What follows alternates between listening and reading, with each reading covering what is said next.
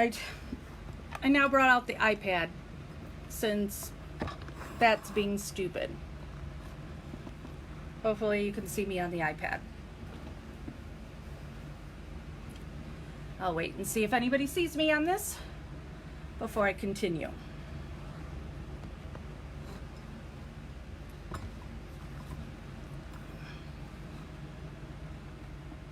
Alright.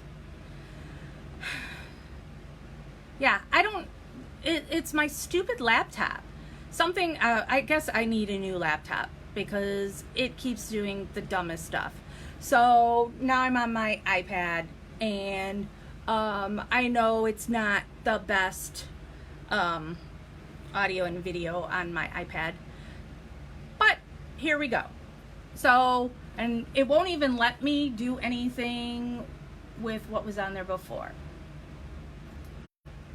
So, alright, so I just closed out that page.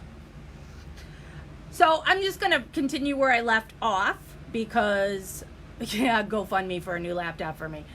Oh boy, would I really get ripped apart. So we're on chapter 11, The Villains, page 146 of 234.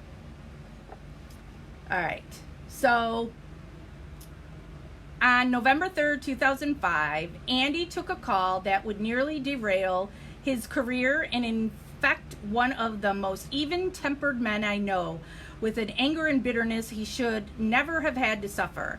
It was Calumet County Sheriff's investigator Mark Wiegert on the line. Teresa Hallback had been reported missing. In a recorded call, not played in the Netflix docuseries, and let me just say, he keeps ripping on Netflix and Making a Murderer, but you can't put every single thing that was involved in this case. You can't. It was already 10 episodes of, some were an hour, some was louder or longer. So you can't put everything. And then when you have the state not cooperating, what do you expect them to do? So stupid. I don't know where's the best place for me to put this while I'm reading over here. Okay. Wiegert tells Colburn the make, model, and plate number of Teresa's SUV. Immediately thereafter, as is customary, Colburn calls dispatch to verify the plate. At trial, defense attorneys suggested that Colburn found Teresa's car on November 3rd and then called dispatch, reading off the plate number to confirm that it was hers. The not-so-subtle implication, of course, was that Sergeant Andy Colburn was responsible for, or at least complicit in, the framing of Stephen Avery. He was. Dean Strang cross-examined Sergeant Colburn about his call from Wiegert and subsequent call to dispatch, and this exchange appeared at the end of episode 5 on Making a Murderer. Well, sort of. And one of the more shocking bits of editing in the series. The back and forth between Strang and Andy Colburn is spliced together so that Colburn is shown answering yes to a question that he never actually answered in court. Colburn's yes was spliced into the show from a different part of his testimony. The filmmakers omit a question about the routine nature of the license check and replace it with a fabricated exchange that has Sergeant Colburn agreeing that his call might be viewed as suspicious. See for yourself. Below on the left is an excerpt from Making a Murderer, and now my thing just went out. Come back. Oh!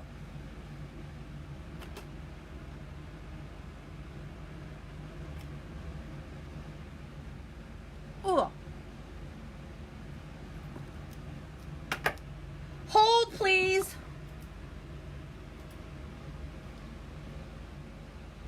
Jesus Christ. What is going on here? Hold on.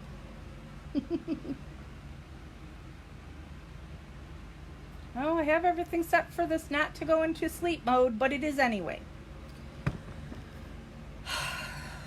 Sorry, this is gonna be so stupid with this thing constantly going out on me. On the right is a transcript of Colburn's testimony on day 7 of the Avery trial.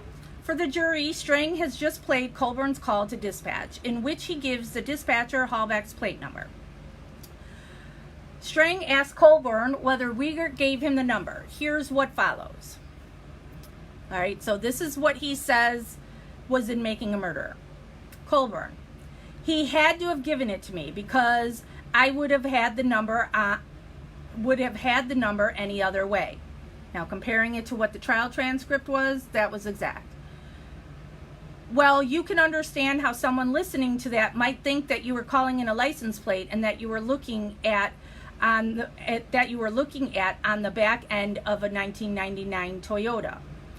And then this is where it varies. He says in Making a Murderer, it says, Colburn says yes. But in the trial transcript, it continued from there, saying that Strang was saying, from listening to that tape, you can understand why someone might think that, can't you? And he claims that's when he, Sweaty Sweat Sweat, said, it's a conclusion, Judge. He's conveying the problems to the jury. And that the court said, I agree. The objection is sustained.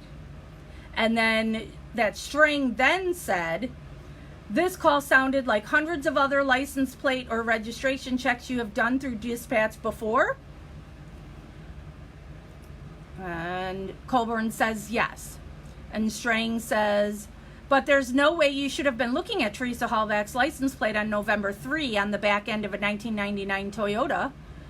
And then Sweaty Sweat Sweat says, asked and answered, Your Honor. He already said he didn't and was not looking at the license plate. The court said sustained. Strang said, there's no way you should have been, is there? And Colburn said, I shouldn't have been, and I was not looking at the license plate. And so he says that, so all that where Kratz in the court speaks, he's saying that was cut out. And then it just jumped to those two last things, that you shouldn't have been looking at the car, and Colburn says he wasn't. So that's his big, oh my God, this was so horrible.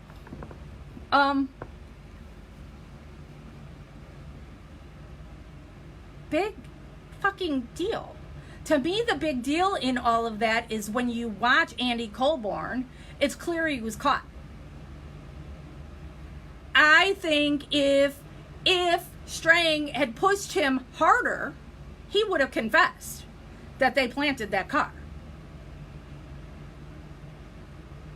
So I don't care about you saying they edited this to do this. That would change nothing to me whatsoever on it, because why did Andy Colburn call on his cell phone and not on a police on the police radio? Why did he keep it off of the public air? Why was he calling it in? How does he have what the plate is? He's not remembering it. I know I'm bad with numbers, but I don't think the typical person, especially when you're a cop and you're dealing with tons of different plates, is going to remember off the top of their head what her plate number was. And why are you calling before the car is found? So that changes nothing. Your big aha gotcha moment is absolutely nothing. And this is not me saying it from, well, I'm a Steven supporter and I'm gonna find holes however I can. Because if I found something that said Steven was guilty, I would tell you, oh, yeah, this isn't right here. Because it makes no difference in my world if Steven is guilty or innocent. I'm gonna call it like I see it. I've told, like Marnie Yang, I've told her to her face, if I came across something that convinced me of her guilt, I'm done. I'm out. You're guilty. And there it just went again. Oh, I need a new laptop. Fun. All right. So this will be a little longer because my computer keeps going into sleep mode. All right. After Making a Murderer came the deluge. hundreds of calls at home and at work threatening Andy and his family with violence. The phone rang for the first time on Christmas Eve, less than 1 week after the series was released. Quote, I got a call from some guy in Florida who said, Stephen Avery is right up there with some of the best people who have ever walked the face of the earth, and you should do your kids a favor and shoot yourself. If you don't, I'll come to Wisconsin and do it for you. The guy turned out to be a 5-time convicted felon, unquote. Similar calls came from Denmark, Germany, Australia, and countries around the world. Well, I wonder how many calls the Avery family got after his creative story claiming what Brendan and Stephen did. Wonder what happened to the Avery family from that. Curious minds want to know. Quote, these people have my home number, which is unlisted, and they know my address, says Andy. One guy said, Colborne, you're headed to prison, where you won't last 2 days, or you'll be killed when you get out. And I'll see to it that friends of mine gang rape your wife. Oh, like your daughter's sister child wife? Wants Stephen Avery supporters raped by Stephen? But this was only the latest example of the public abuse Andy and his family have endured. Making a Murderer came out in 2015. The accusations had first been made a decade earlier. Quote, one day after the defense first accused me of being dishonest, my 6th grade son was getting on the school bus when reporters approached him, asking what he thought about his dad being a crook, Andy says, unquote. When the principal asked reporters to leave the boy alone, they retorted that it was a public school and they could be there wherever they wanted. Again, what do you think happened to the Dassey boys? Not Bobby the killer. Talking about Brian and Blaine. What do you think happened to them going to school? What do you think happened to Kayla?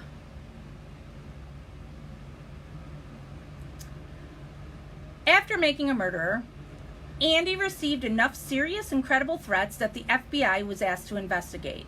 Quote, my wife Barb is legally blind, says Colborne, now supervisor of the detective unit at the sheriff's department. He's not now, by the way. He's a security guard at a hospital, I believe. Because she's afraid to be home alone, I bought her a gun, unquote. And though he's still a cop, Andy, who has 2 sons in the military, says, quote, I no longer encourage my boys to pursue law enforcement careers, unquote. Maybe because it's corrupt and dirty. Andy has trouble sleeping. Aw, can we all say aw together? Aw. Quote, I can't fall asleep before 2 a.m., and I'm usually up by 4:30. All I can think about is that somebody's going to show up and harm my family when I'm at work, unquote. But off to work he goes every day. Quote, the reputation of a law enforcement officer has to be above reproach, says Andy Colborne. You can't succeed in this career if you're a liar. I spent my entire career building my reputation. I'm not about to lose my job because of Stephen Avery. I can't help that he hid Teresa Hallback's key in his bedroom or that I was there when it was found, unquote. Liar. Excellent point, Jenny. Guilty conscience. Guilty. Meet villain number 2, Andy's colleague, Lieutenant James Link, a former Detroit cop who joined the Manitowoc Sheriff's Department in 1988, and by 2005 headed the detective unit. An avid camper, Jim adjusted to Wisconsin quickly, and he and his wife, a former nurse, became fixtures of their church community. Who cares? Slender and bespectacled, Jim looks more like a professor than some hard-boiled police detective, but his smart and careful detective work earned him commendations from his superiors and the respect of his peers and community alike. In his closing argument, Jerry Buting pointed out that Manitowoc County Sheriff's deputies, including Lieutenant James Lank, had 24/7 access to the Manitowoc County Clerk of Court's office, where Stephen Avery's blood vial had been housed for more than a decade. However, in a recent conversation with me, Lank emphasized that not only was he unaware of the existence of the Avery blood vial in the Clerk of Court's office in 2002, he, quote, never even knew the blood vial existed anywhere. he's in charge of that office. And his office was right next to that office, and the stuff was just sitting there. And I wonder, is his signature on that at all? For 20 years, Jim Link oversaw the evidence room for the sheriff's department. Oh, as I just said, again, he's in charge of all the evidence. As the property office, Link explained, quote, I would often be the one to sign for evidence when it went out to the crime lab or when it was sent back after testing, unquote. But given that the vial was neither requested nor sent with the other evidence in 2002, the suggestion that Lieutenant Link signed for its transmission to the crime lab is simply untrue. Isn't he the one that's supposed to sign?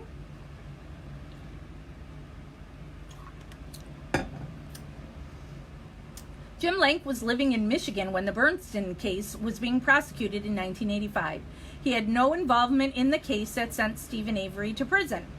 And in 1995, when Andy Colburn transferred that call claiming Manitowoc may have imprisoned the wrong guy for an assault, Link was not the detective who received the call, as is commonly thought.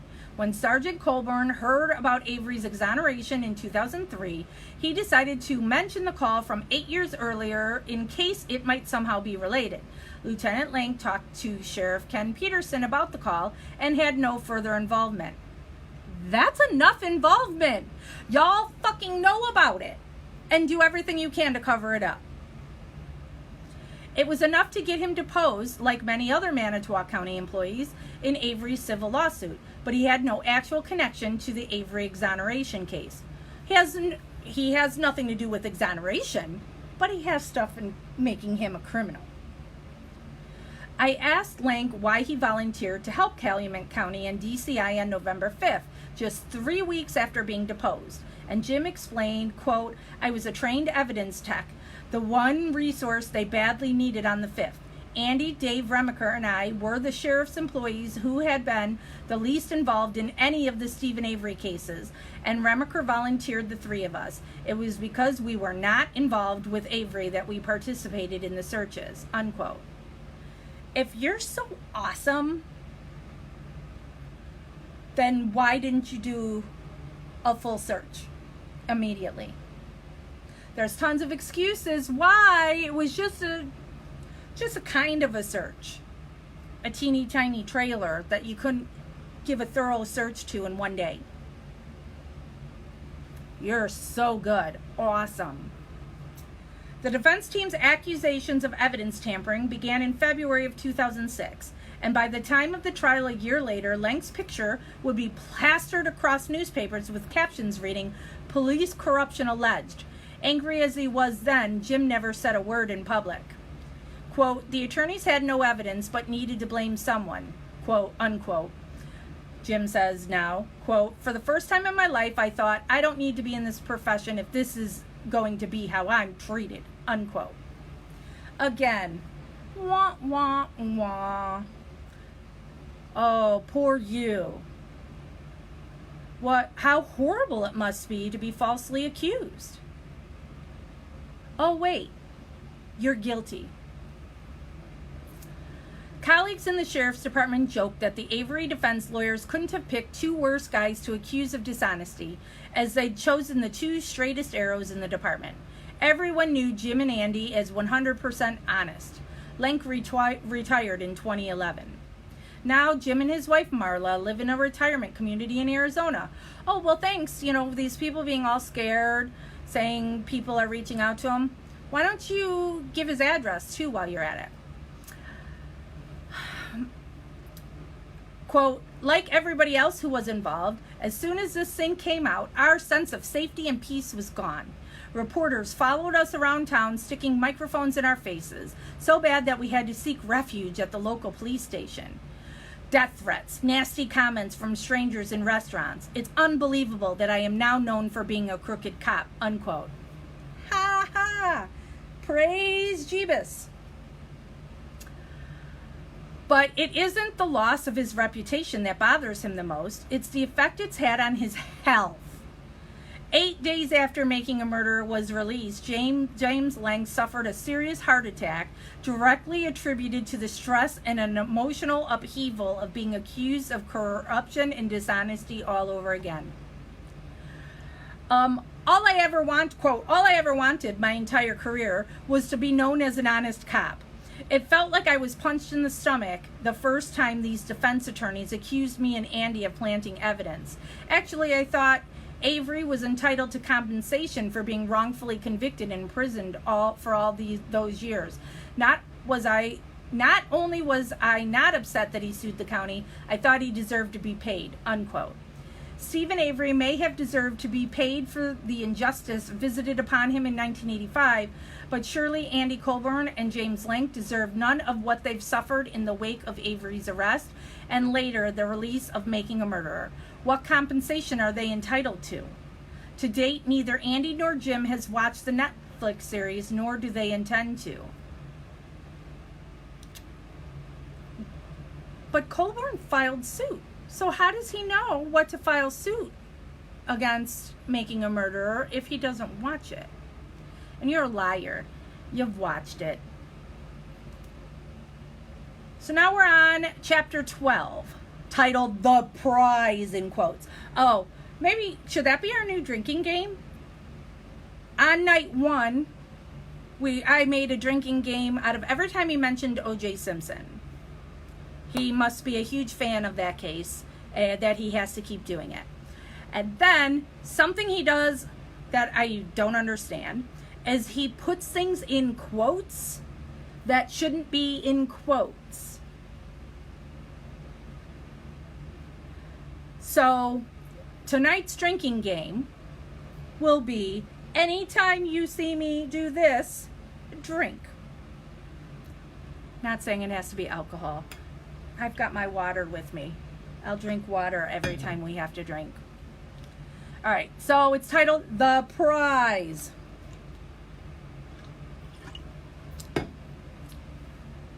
Page 155 out of 234, 66% read. Why did I do it? 30 times. Why did I send sexually suggestive text messages 30 over the course of 3 days to a crime victim who needed my help? Why did I risk throwing my career away to date a young woman who'd been knocked around by her ex-boyfriend and was in a completely vulnerable position? 30 times.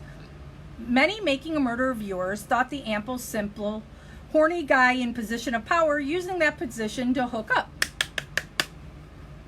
To me, the explanation was a bit more nuanced. Prescription drugs shaved away my inhibitions, and I had an untreated sexual addiction. I was a narcissist. That's a lie.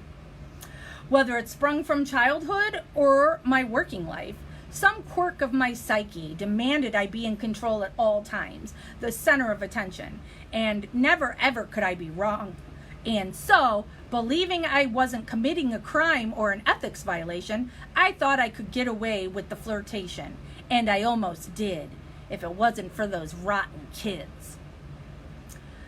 Let's go back to October 20th of 2009, when it all began. A typical 51D-Gree.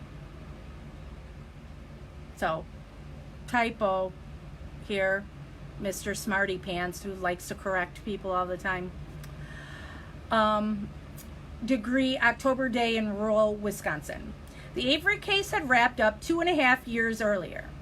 Handling the usual sexual assault, drug, and property crime cases, I'd become bored. I didn't want to be a prosecutor forever. Private practice, teaching, becoming a judge, running for Attorney General or Congress all seemed viable options. Personally, I was far less squared away. After 18 months in the nationwide spotlight with the Avery and Dassey prosecution, I suffered the hangover that comes when the spotlight goes dark. I'd left my 5-piece classic rock band, which then included current Wisconsin Attorney General Brad Schimmel on bass, and he's not the current, and Their band was called The Alibi or something like that. Alibi's in it. My new hobbies, tennis and tournament poker, didn't thrill me in the same way as being on stage had, figuratively and with the Avery Dassey jury trials, and literally with my bandmates. This guy's a frickin' loser. In my thirst for excitement, I'd become a serial cheater, relishing the secrecy and the risk, and eventually torpedoing my marriage. That very day, I'd separated from my wife of 10 years and arranged to move into a friend's apartment in Appleton. Also, on October 20th, 2009, a tall, attractive young woman named Stephanie Van Grohl walked into the district attorney's office in Chilton. After an alcohol-fueled fight in a parking lot earlier that year, Stephanie's ex-boyfriend had been charged with beating and choking her, leaving scratches and bruises. By that day, those injuries had faded. We discussed the charges against her ex, and then the conversation turned personal. Single at the time, Stephanie told me that she attended bar and wanted to be a ranger in the Wisconsin park system. Somehow, from the way she sat and talked, I got the impression that she was coming on to me.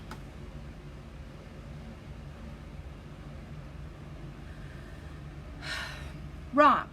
I had been using a combination of Ambien, Vicodin, and Xanax, not exactly conducive to clear thinking.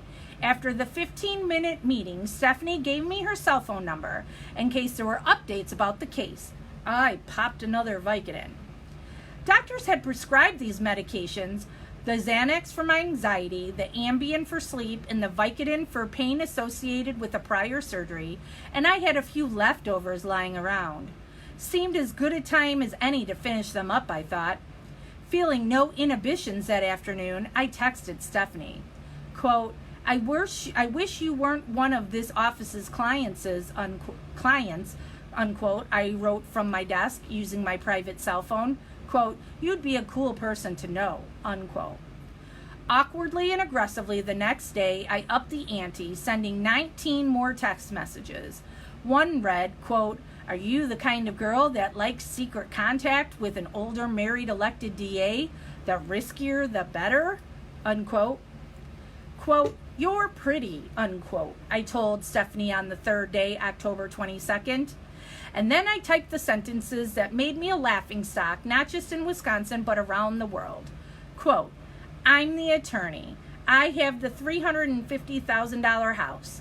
I have the six-figure career. You may be the tall, young, hot nymph, but I am the prize, unquote. I added that, quote, I would not expect you to be the other woman. I would want you to be so hot and treat me so well that you'd be the woman. Are you that good? Unquote.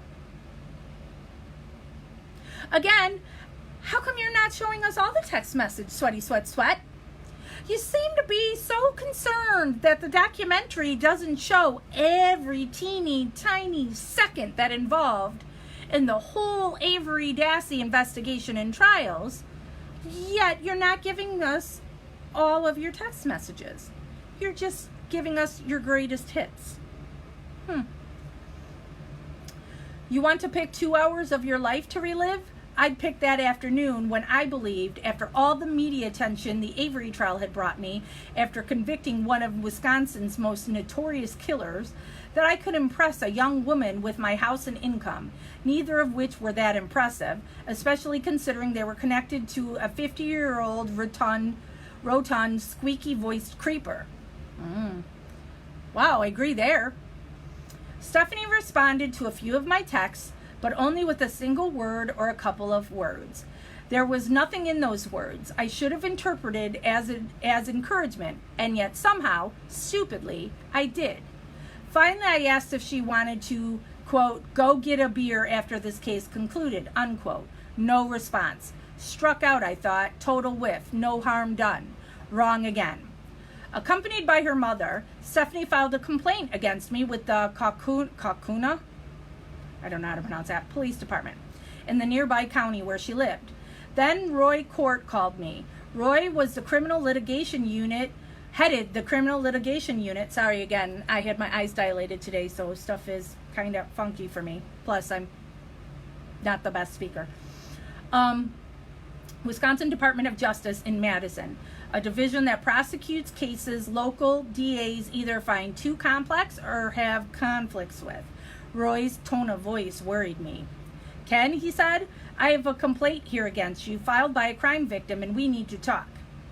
I knew I'd fucked up. The DOJ's Department of Criminal Investigation had been asked to look into Stephanie's complaint as the Kalkuna Police Department felt they worked too closely with me to be viewed as impartial. The irony was that the DCI had been one of the lead investigative agencies in the Avery case. Roy and I agreed that a special prosecutor should be brought in to see the assault case against Stephanie's ex-boyfriend to a solution, and that I would step aside.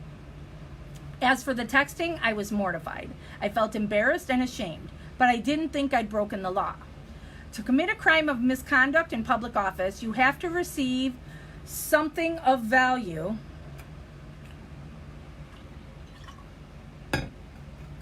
for yourself or another. Asking for a date, I thought, didn't qualify. Excuse me? I'm not a lawyer. I'm not basically a lawyer. I don't pretend to be anything lawyer. And I know you can't ask a client out for a date while you're working on their case. Having justified my behavior as non-criminal, I convinced myself that no professional ethics violations had likely occurred either. I reasoned that although it is unethical in Wisconsin for an attorney to have sex with a client, Stephanie was not my client.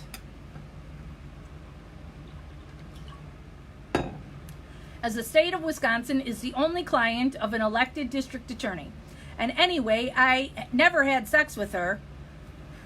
Thank you. So happy for her.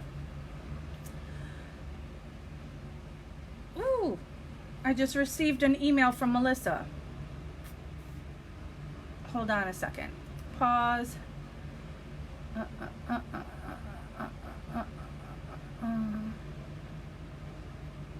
Where is it? Hold on. Hold. Well, I see if I can get this to work here.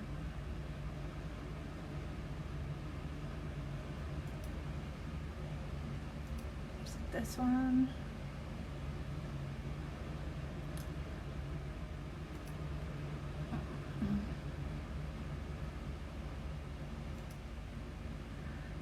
Ew, why isn't it on here?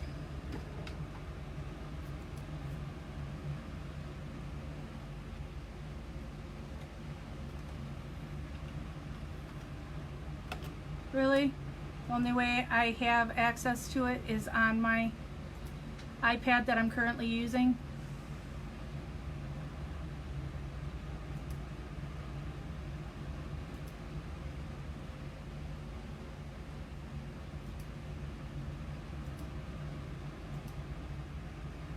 Hold.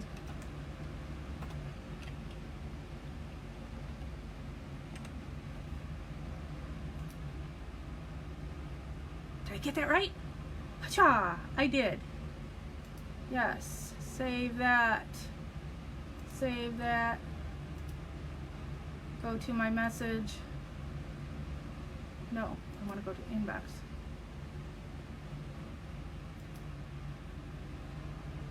Oh! Miley, are you on here? I don't know if Miley's on here. It's because Miley had donated money for Melissa to get new shoes. And because her birthday is this coming Friday, Melissa Kalyazinski, another case that I advocate for. And so she's just responded to that email finally because, you know, their system takes a while on things. So I'm going to read it to you all, but I'll also take a screenshot of this at a later time and send it to Miley so she has it. She says, "Oh, thanks. You didn't have to do that. That's so sweet. Thank you." And tell her I said thank you as well. I did get the money slip, but the paper had someone else's money slip on the back of the paper, which was so weird. But thank you so much. I hope you had a good weekend. Talk to you soon, Melissa. So hopefully she got it. That's weird. So All right, let me go back into the Kratz stuff. First, I got to figure out where I was.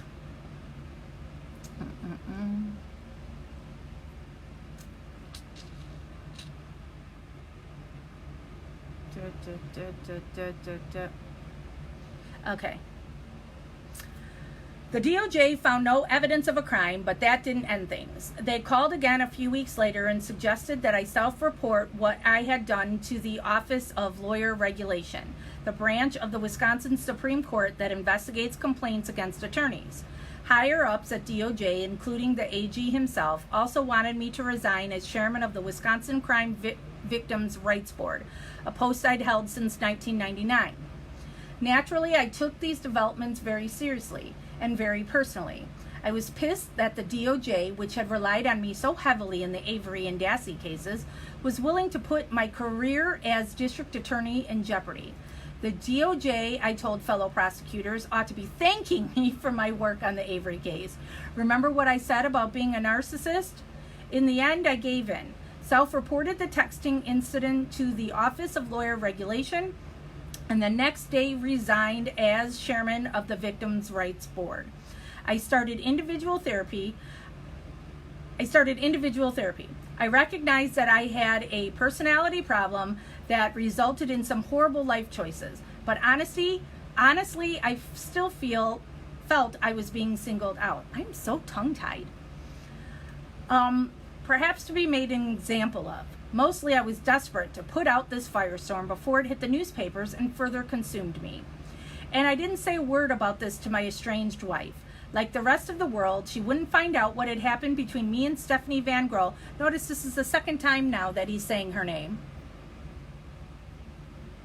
He's so concerned with people's privacy. Until 10 months later, on September 15th, 2010, when the proverbial shit really hit the fan. The Office of Lawyer Regulation receives more than 2,000 complaints each year regarding Wisconsin attorneys. If it determined that no ethical rule had been violated, the complaint is dismissed. I took some solace in the fact that after the Stephanie Van Grohl complaint was dismissed on March 5th, 2010, she chose not to appeal the decision. I felt the shameful incident was finally behind me, secure in the knowledge that the facts giving rise to the OLR complaint would thankfully remain confidential. Let's see, can I open my blinds now since I'm on this instead? Because I always close them because I look all weird on the other thing. But I don't like sitting here in the dark. Even though, whoa.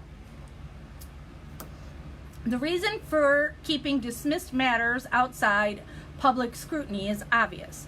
If an attorney is found not to have violated any ethical rules, he or she should be able to move forward with an untarnished professional reputation.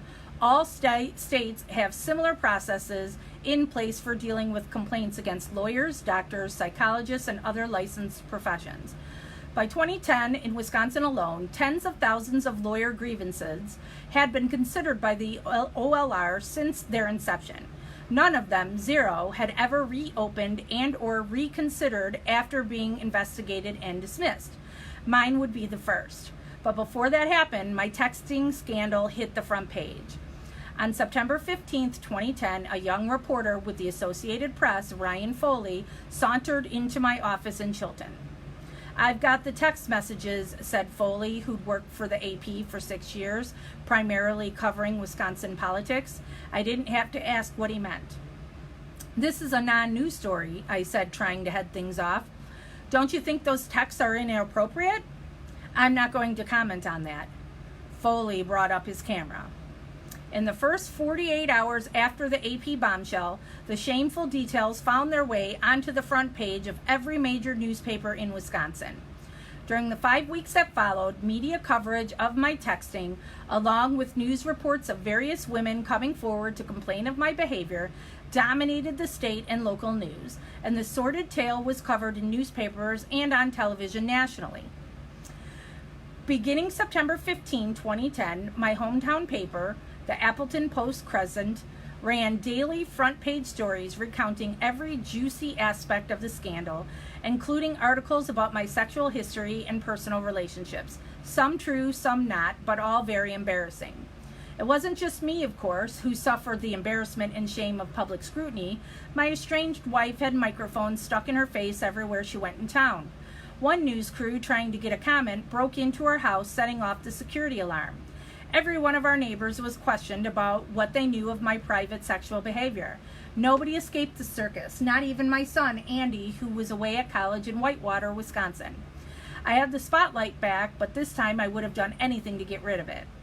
I'd been a member of the Wisconsin District Attorneys Association since 1987 and served as its president in 1996. 2 days after the scandal broke, on Friday, September 17th, the WDAA sent me a letter that pulled no punches. Your behavior involving a crime victim was repugnant and cannot be countenanced. Your behavior was neither unintentional nor innocent. As a co-founder of our current victim rights system and as a frequent lecturer on these topics, no prosecutor could be expected to know these issues better. It was brutal to read, but it was also true. I had co-authored much of the state's victims' rights legislation. It had been my personal cause throughout my 25-year career. And now I had embarrassed myself beyond any repairable level, undermining everything I'd worked so hard to achieve. I turned into someone I didn't even recognize. Again, look at all that. And you didn't know that you can't talk like that? And so far he hasn't brought up the ones that he did make have sex with him. Let's see if he includes those. Cliche or not, that weekend represented my rock bottom. Drink up. I'd have to get comfortable with cliches because much as I tried to think of myself as different or special, I would soon find out that all addicts are pretty much the same. Liars? Is that what he's saying? How many times do you see when a celebrity, because he thinks of himself as a celebrity, and I believe where he went for treatment was someplace that celebrities go to since he thinks he's a celebrity. How many times do they screw up and then they do addiction? And I have to go into some kind of therapy. I have a sex addiction. That's why I did that. And then the other one's exhaustion. We're in treatment for exhaustion. Wah, wah, wah. All right. Frightened by what my life had become and my sudden strong impulse to end it, I called a psychologist friend of mine, Dr. Frank Cummings, thanks for putting his name in there too, who had often testified for the prosecution as an expert witness in Calumet County criminal and juvenile cases. I didn't know where else to turn. After speaking to me in his office that weekend, his small dog watching me intently while I spoke, helping to assess the new patient, Frank got on the phone to the intake staff at Gentle Path, an addiction treatment facility in Hattiesburg, Mississippi, a little city only known to me at the time as the college town of Green Bay Packers legend Brett Favre. Frank told me that a famous golfer had attended the sexual addiction treatment program there about a year earlier, and that Gentle Path's program, supervised by Dr. Patrick Carnes, was exactly what I needed. I wasn't so sure, but then again, I was no longer sure of anything. The next morning, Monday, I flew to New Orleans. Do you guys want me reading his treatment thing, or skip into the case? We did this the other night too, that he goes off on things that, do we really care about this or not? I'll keep reading until I see somebody comment on, do I keep reading this or not? I flew to New Orleans, the closest airport I could find to Hattiesburg. Alone in a Hattiesburg motel that evening, I felt lost. I texted a few of my friends and received no answers. Okay, people are telling me to skip. All right, so now I'll just, So he's saying he had sexual addiction, hypersexuality, and sexual compulsivity. Now he's talking about the therapy.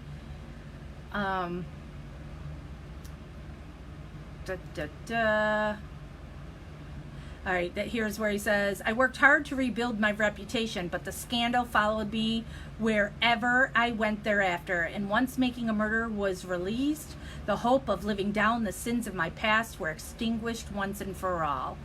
Sounds familiar again, once again. Stephen served 18 years for something he didn't do. I know you're talking, you like to do the whole, oh, but he had the gun on Sandra Morris and he was sentenced to 6 years for that. Bullshit on all of that too. Bullshit on all of it. So I don't care. 18 years for something he didn't do. And then when this thing pops up, everybody instantly are doing the, oh, yeah, I knew due to his past he would do this. Yeah, so kind of sucks, doesn't it, that you can't just move on, that people won't let you go. I am proud to say that despite losing friends in my career as a prosecutor, despite being ruined financially and professionally, I have held fast to my recovery. We don't care. He's proud of how far he's come. He wonders where he'd be if he hadn't gotten help. He says, oftentimes I wonder where I'd be if I hadn't gotten help. And once in a while, I wonder whether things might have been different for Stephen Avery if he'd been forced to confront his own narcissism and entitlement. If he'd found a way to manage his anger that didn't involve lashing out at others. I wonder, too, how things might have been different for Teresa Halbach.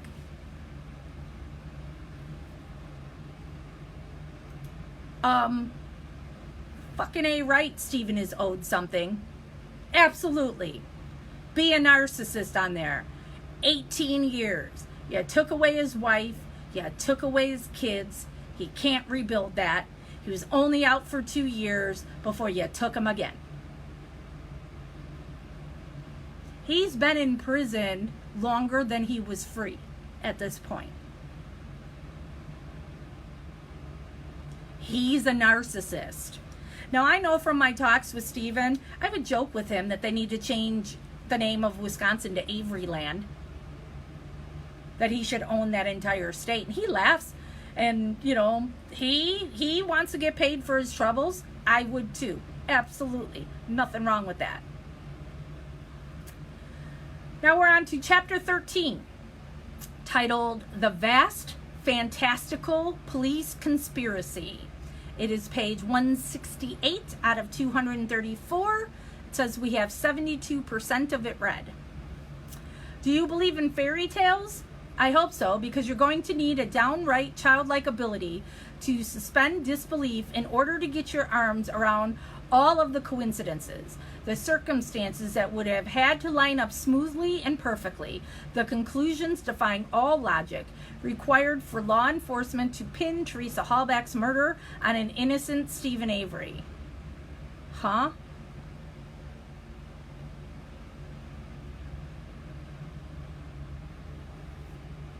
I can do it in a second.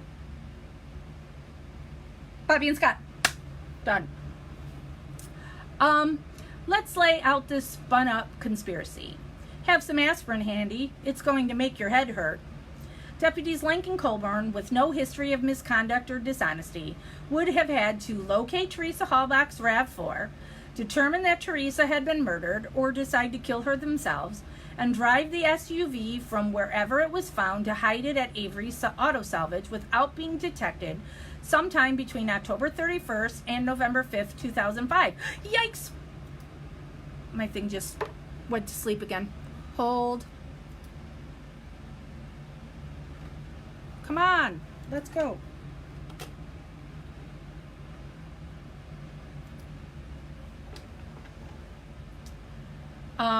They must have known that Teresa was last seen at the Avery property on the date of her disappearance, unless by an incredible stroke of luck, they chose to set up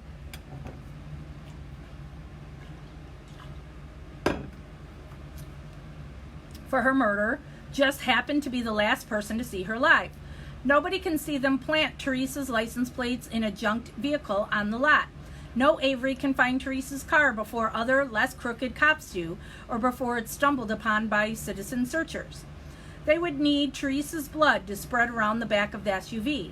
They would need Avery's blood, not the vial of blood in the clerk's office, as that contained EDTA, but blood from the active bleeding Avery himself. They would need the body of the 25-year-old victim, which these officers must have been prepared to good. Christy's saying can still see me when go to sleep. That's because this is on my iPad, Christy, and I'm reading from my laptop. And Tom's now telling me if I move the mouse every now and then, and I am, but I get then talking with my hands and then forget I'm not clicking my mouse enough. So bear with me. I know this is pretty sucky. They would need the body. Oh, I read that already. Her body couldn't have been burned and broken already when they found it, remember? Or they'd have had no way to know for sure it was Teresa. Later, they'd have to sneak onto the Avery property, coming within 20 feet of Steve's back door to distribute her bones, a tooth, and a rivet from her jeans in the fire pit.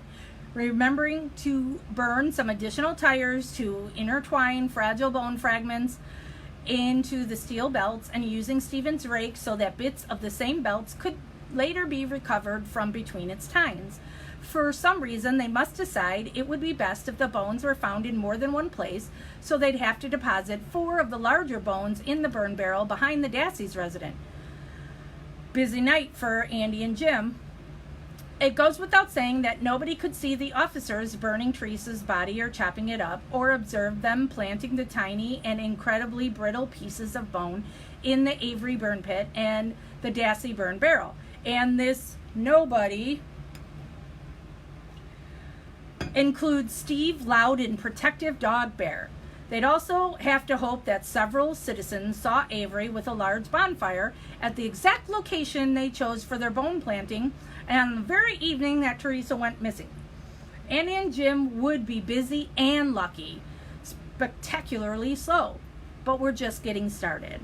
All right, let me go back in what he's saying that you would need to explain. All right, so he says deputies Lincoln Colburn, with no history of misconduct, blah, blah, blah, would have to have located her RAV4. That would be because somebody saw Teresa's RAV4 by the dam.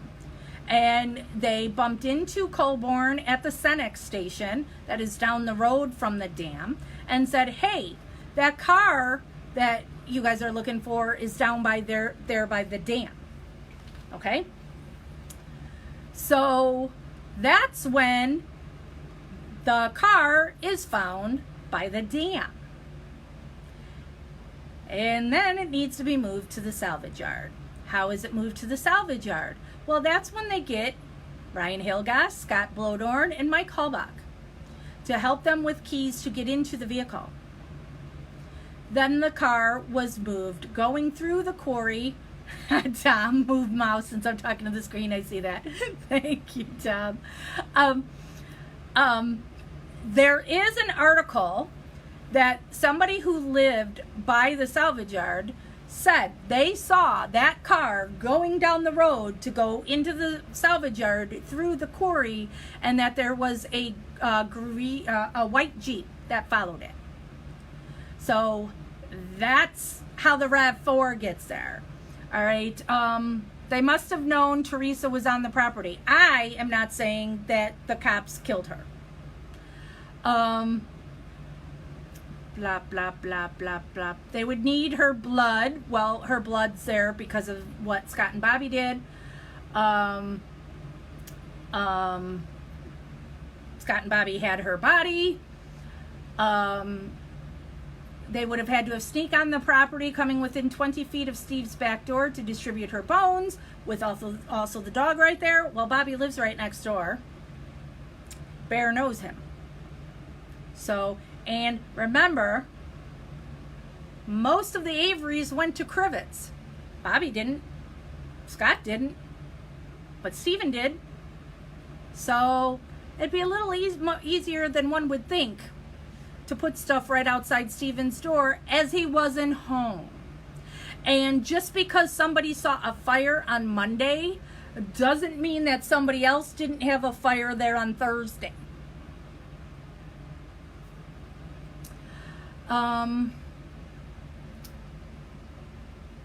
Moving the stuff around the burn barrel, that's because she was burned other places and then scooped up to transport by Scott and Bobby.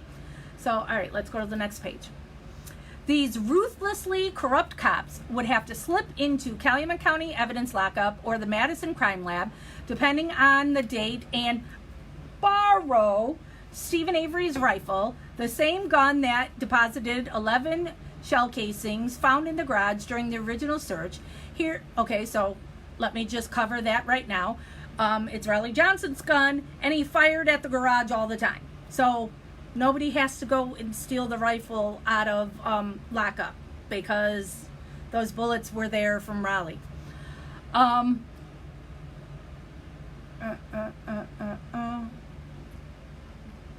should have put the cursor where it was. Here's where it gets a little more difficult. They had to shoot the rifle, no. Collect the bullet fragment, no. Return to their secret stash of Teresa's DNA, well, yes. And plant your DNA on the bullet fragment. Chapstick.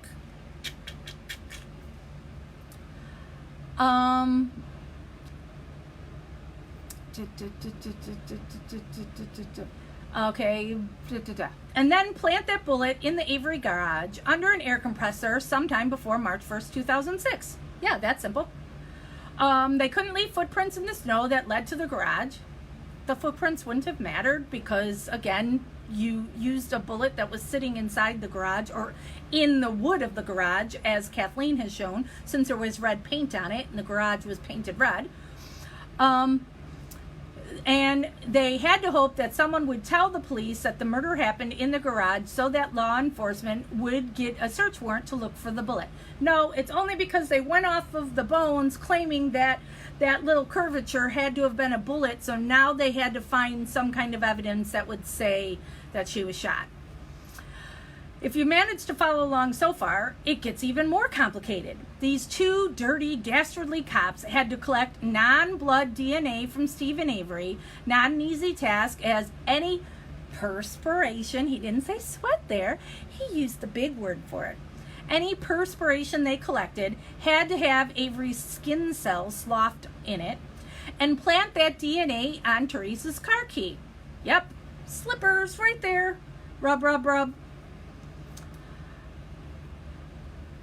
With the blue fob that matched National Guard lanyard in her locked SUV. Yeah, because you had her key when you found it at the dam. And Ryan Hilgas and Scott Blodorn and Michael Halbach got you her spare. And plant the key in Avery's bedroom while you were searching for whatever time and didn't see it all those other times. While under observation by Calumet evidence techs, it wasn't plural, it was one guy who admits he looked away and also walked away at times. They also had to plant some of this non-blood DNA under the hood of the victim's SUV, on the hood latch, which was your lab guy was in Stephen's Grand Am on his console, which had blood on there, by the way, from his finger. So he was touching Stephen's Grand Am and didn't switch his gloves before opening Teresa's hood. It's admitted. So it was a transfer.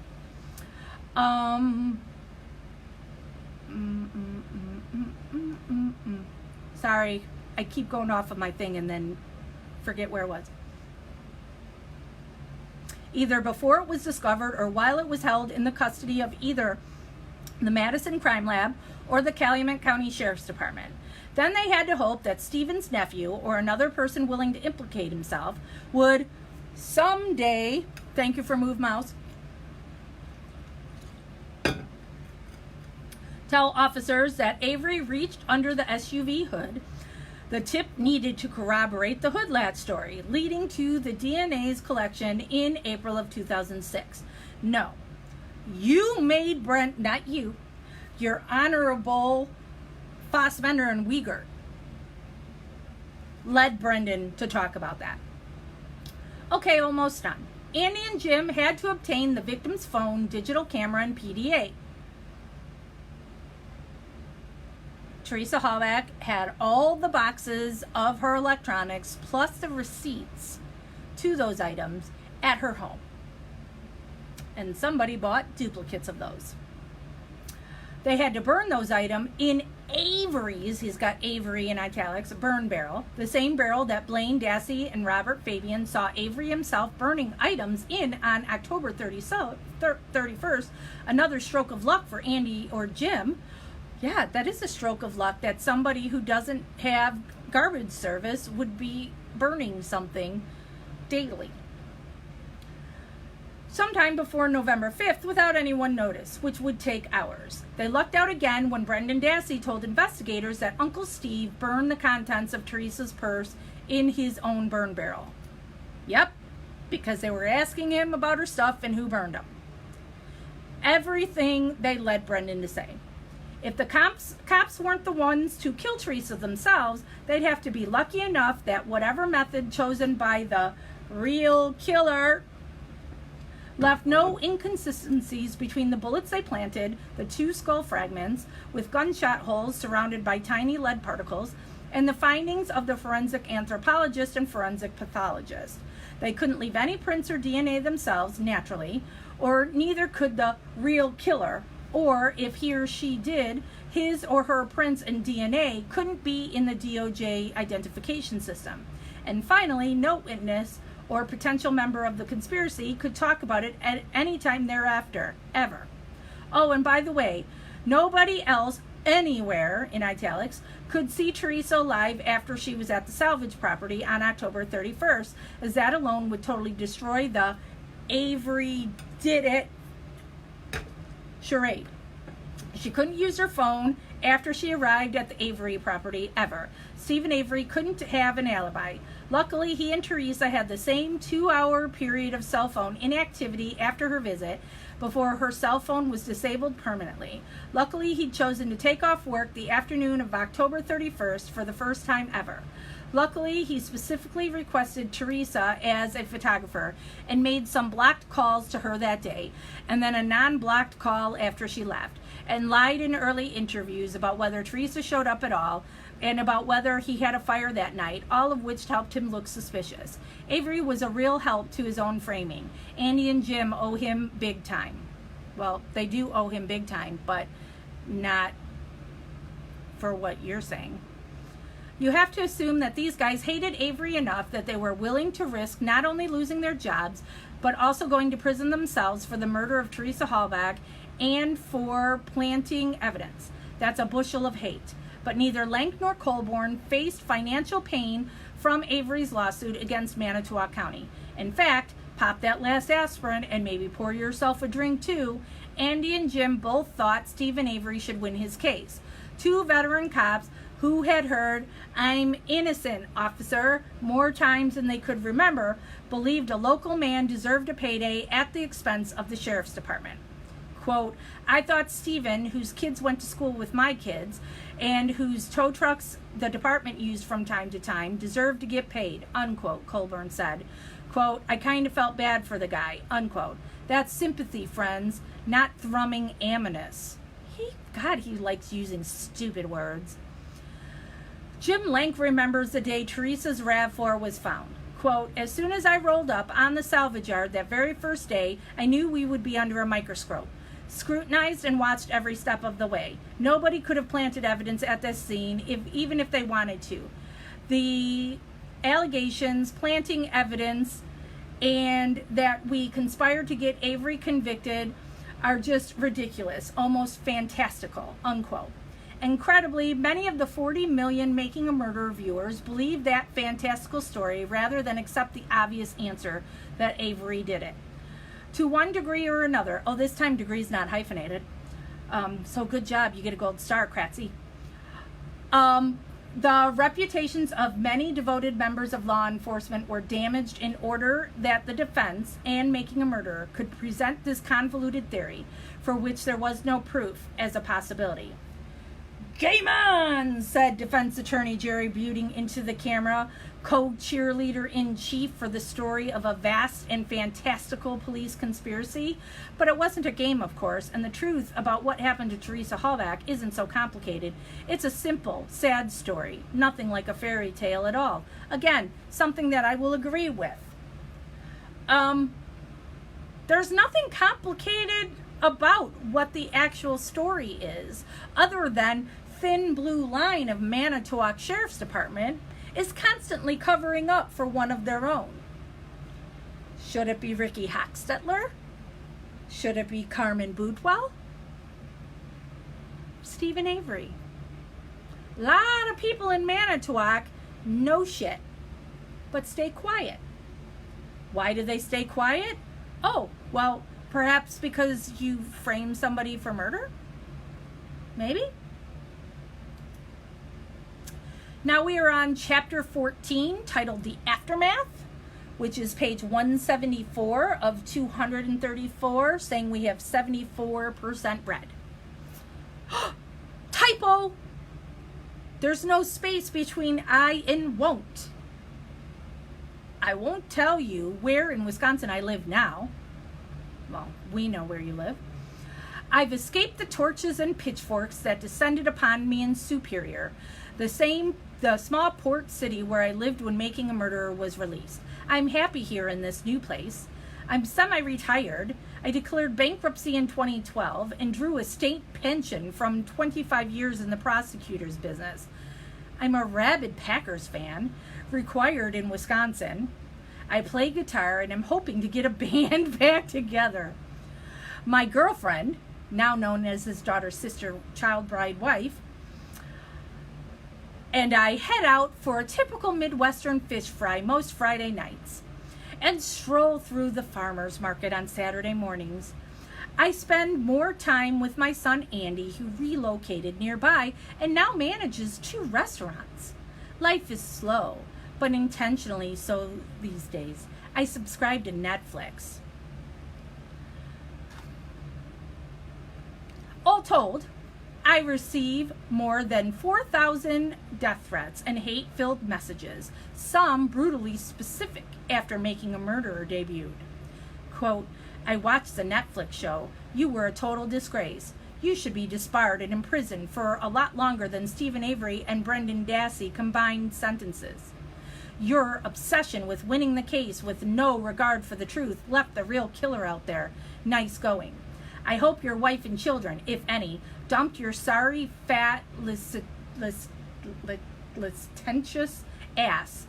I can't imagine their shame and embarrassment at being related to you, let alone continuing any kind of relationship with you. If I were a kid of yours, I would move as far from you as I could, change my name, and tell anyone who asks that my dad died way, way back. Have you ever done a single kind or charitable thing in your entire worthless life? You really are one of the lowest and most disgusting creatures that has ever crawled the earth. You wrongfully convicted an innocent man. You knew this, and that makes you guilty. In a court of the public, you should be held accountable. I wish they still hung people or stoned them to death just for you. I just got off my knees praying to God to inflict more pain and suffering in your life than anything mentioned in the Old Testament. No punishment or suffering you could endure could be enough. I pray you watch your wife and children die a painful, gruesome death in front of your eyes. I pray you suffer in ways I don't even have words to describe. That's probably really similar to letters that Dolores gets. A few times, the social media flogging turned into something else. A couple of Avery supporters came to Wisconsin to harass me in person. When a man named Daniel Luke traveled all the way from Oregon in January 2016 to stake out my office and film our confrontation for YouTube, the cops had to threaten an arrest to get him to leave. Just so you know, he also showed up at Dolores's house. So, again, not just you, sweaty. He later returned to my office parking lot to leave some DNA on my door handles and film my license plate for the benefit of future vandals.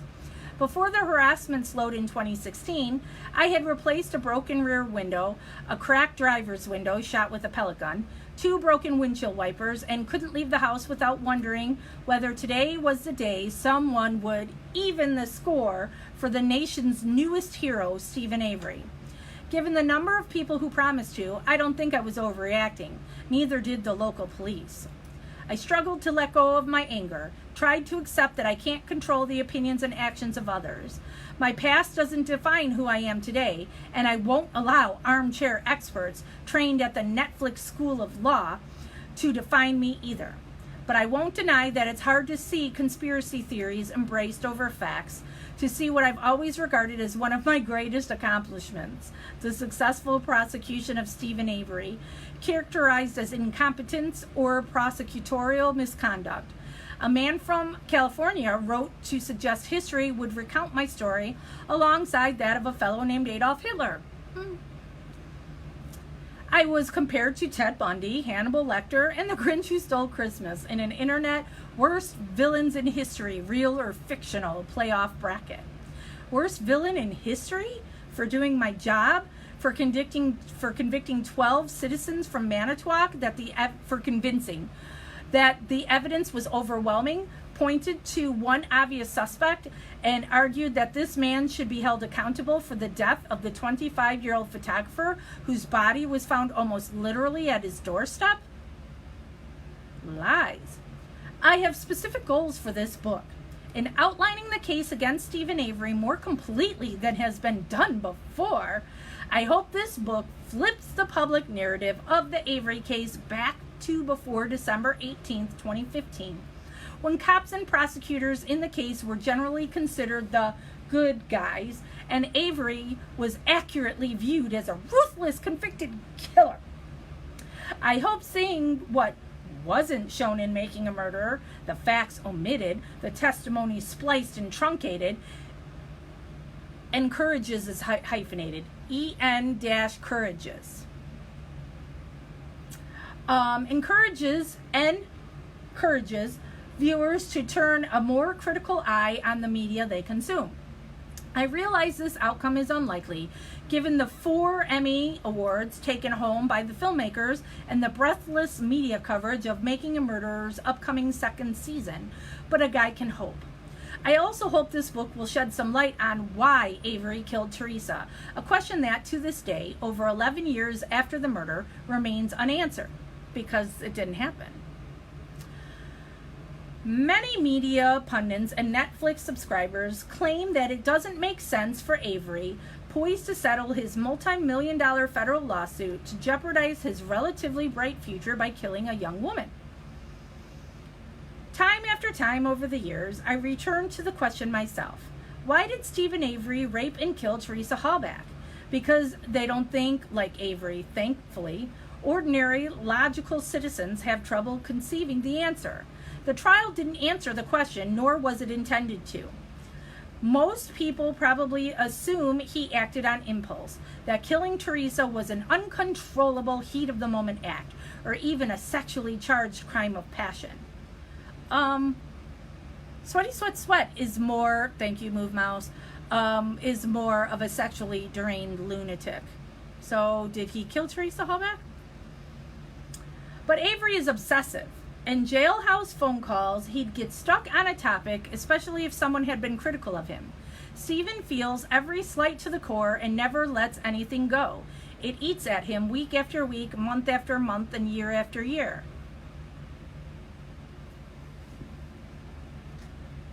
So fucking what? 18 years stolen from him. And 2 years of freedom to come after him again. So yeah, he's pissed and has anger issues. Yeah, he'll bitch at his family, who were okay with him going there. We're happy he was gone. They don't like him.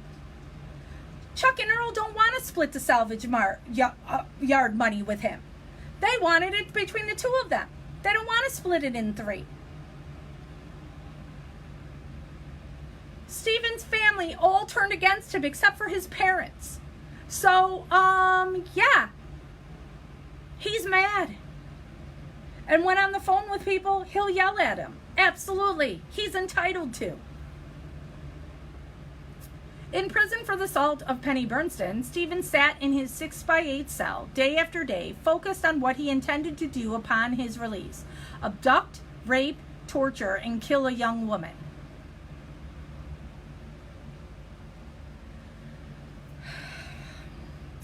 Avery said as much to fellow inmate Jesse W. Werlian, and even allowed Werlian, or even showed Werlian drawings of the torture chamber he intended to construct. His prison sidekick assisted with the artwork. So a jailhouse snitch says Stephen said stuff to him and also helped draw the stuff. Yeah, that seems legit.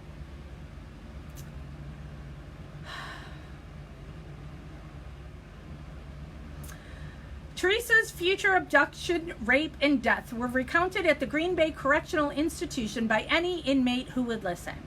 Avery had planned the brutal attack down to the location, the Avery salvage yard, and the best manner of disposing of the body: to burn it. Heat, especially a big fire, is the one thing that destroys all DNA left on or in the body, semen included. Eliminating DNA at the crime scene, Steve knew, was the best way to avoid having a murder pinned on him. He'd become somewhat of a DNA expert during his 18 years of incarceration, benefiting from his front row seat to scientific advances in the field. Steve is a frickin' genius. Steve didn't have a specific woman in mind, of course, because, being wrongfully accused by Sandra Morris's BFF, or even Penny Bernstein, of course he wouldn't be directing his anger at those people. So if he was plotting when he got out of there that he was going to kill a woman, he wouldn't be going after one of them. He'll just pick somebody at random. Yep, okay. Teresa Hallback just happened to fit the template of his fantasy. This fantasy woman wasn't meant to stand in place of Penny Bernstein. She was a proxy for every woman Avery had ever felt wronged by. This murder was what he felt he was owed for the 18 years the state of Wisconsin took from him. The question isn't really why Steve killed Teresa, it's when. I believe that in his mind, he killed Teresa Hallback the day he went to prison for a sexual assault he didn't commit. And he killed her every day for the next 18 years. When he lured her to his trailer on October 31st, 2005, it was neither a crime of impulse nor of logical calculation. There was no thought to potential consequences. Teresa's death was by then a foregone conclusion. Avery was given at least 9 different stories to his contact with Teresa on that day. I was moving my mouse and then it...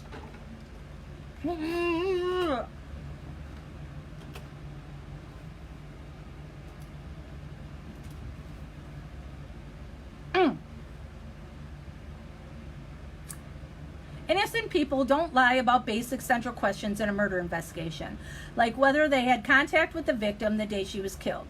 Consider the following and try to think of an innocent reason for his inconsistent accounts. 10:31, approximately 4:30 p.m. Stephen tells Chuck Avery and Robert Fabian that Teresa never showed up that day. 10:31, approximately 8:57 p.m. Stephen makes no mention of Teresa Hallback's visit in his recorded call with Jody Stokowski. So, 11:03 afternoon. Stephen tells Scott Blodorn, Teresa's roommate, that Teresa never showed up for her appointment on October 31st and is upset that he wasn't even contacted in connection with the disappearance. 11:03. Stephen speaks to his nephew, Bobby Dassey, sometime late in the afternoon, and for the first time realizes that there is a witness to Teresa Hallback's presence on the property that Halloween afternoon, Bobby himself. 11:03. Between 6:30 and 7:30 p.m., Stephen finally concedes to Sergeant Andy Colburn that Teresa did show up Monday afternoon, saying he saw her through the window but never made face-to-face contact with her. 11:04, approximately 10:20 p.m. Stephen tells Detective Rummaker and Lieutenant Link that Teresa showed up He did meet with her, and in fact, she was in his residence where he paid her for the photo shoot Monday afternoon. 11:04, unknown time. Stephen tells David Beach that Teresa showed up about 2 p.m. and that he showed her a couple of vehicles and she took pictures. 11:05, 11:30 a.m. Stephen tells Marionette County Detective Anthony O'Neill that Teresa showed up between 2 and 2:30. He saw her take photos of the van. He went to meet and pay her outside, and they exchanged small talk for about 5 minutes. 11:06, 8 a.m. Stephen tells Marinette County Detective Anthony O'Neill and DCI agent Kim Skorlinski that Teresa showed up and Stephen went out to meet her. He paid her and gave her a note with the price he was asking. Teresa gave him an Auto Trader book, but never left the car. A lot of that's hearsay from people that I don't care if they're saying Stephen told them this or that. I don't care. I don't care if Stephen was confused about when Teresa came. I don't care if Stephen did lie because he's afraid it's going to be pinned on him. So that a natural instinct would say, no, she was never here. Don't care about any of it. Don't care if he lied. Still know he's innocent. Beginning 6 years after the trial in January 2013, Stephen Avery and I exchanged a series of letters. He knew that I was no longer a DA, and I can speak on this because Stephen's talked to me about it. But let me see what Sweaty Sweat says first. He knew that I was no longer a DA and no longer represented the state, and he invited me to visit him at the prison in Boscobel, Wisconsin. He said he had questions for me and implored me to be totally honest with him. I was hopeful that this signaled Avery's willingness to, at last, be candid about Teresa's death now that he'd lost his appeals. I arranged to meet with Avery on February 8th, 2013, but he failed to include me on his visitors list. By the time this oversight was resolved, the Wisconsin Department of Corrections hierarchy decided they were less than thrilled with the idea of a Kratz-Avery reunion. The Boscobel warden rejected Avery's request for our sit-down interview, citing the possibility that the visit might hinder the inmates' reintegration into the community. A strange reason, given Avery is serving a sentence that means he will never be reintegrated into the community. A few months later, in another bizarre letter, Avery requested that I handle his appeal. Needless to say, I declined.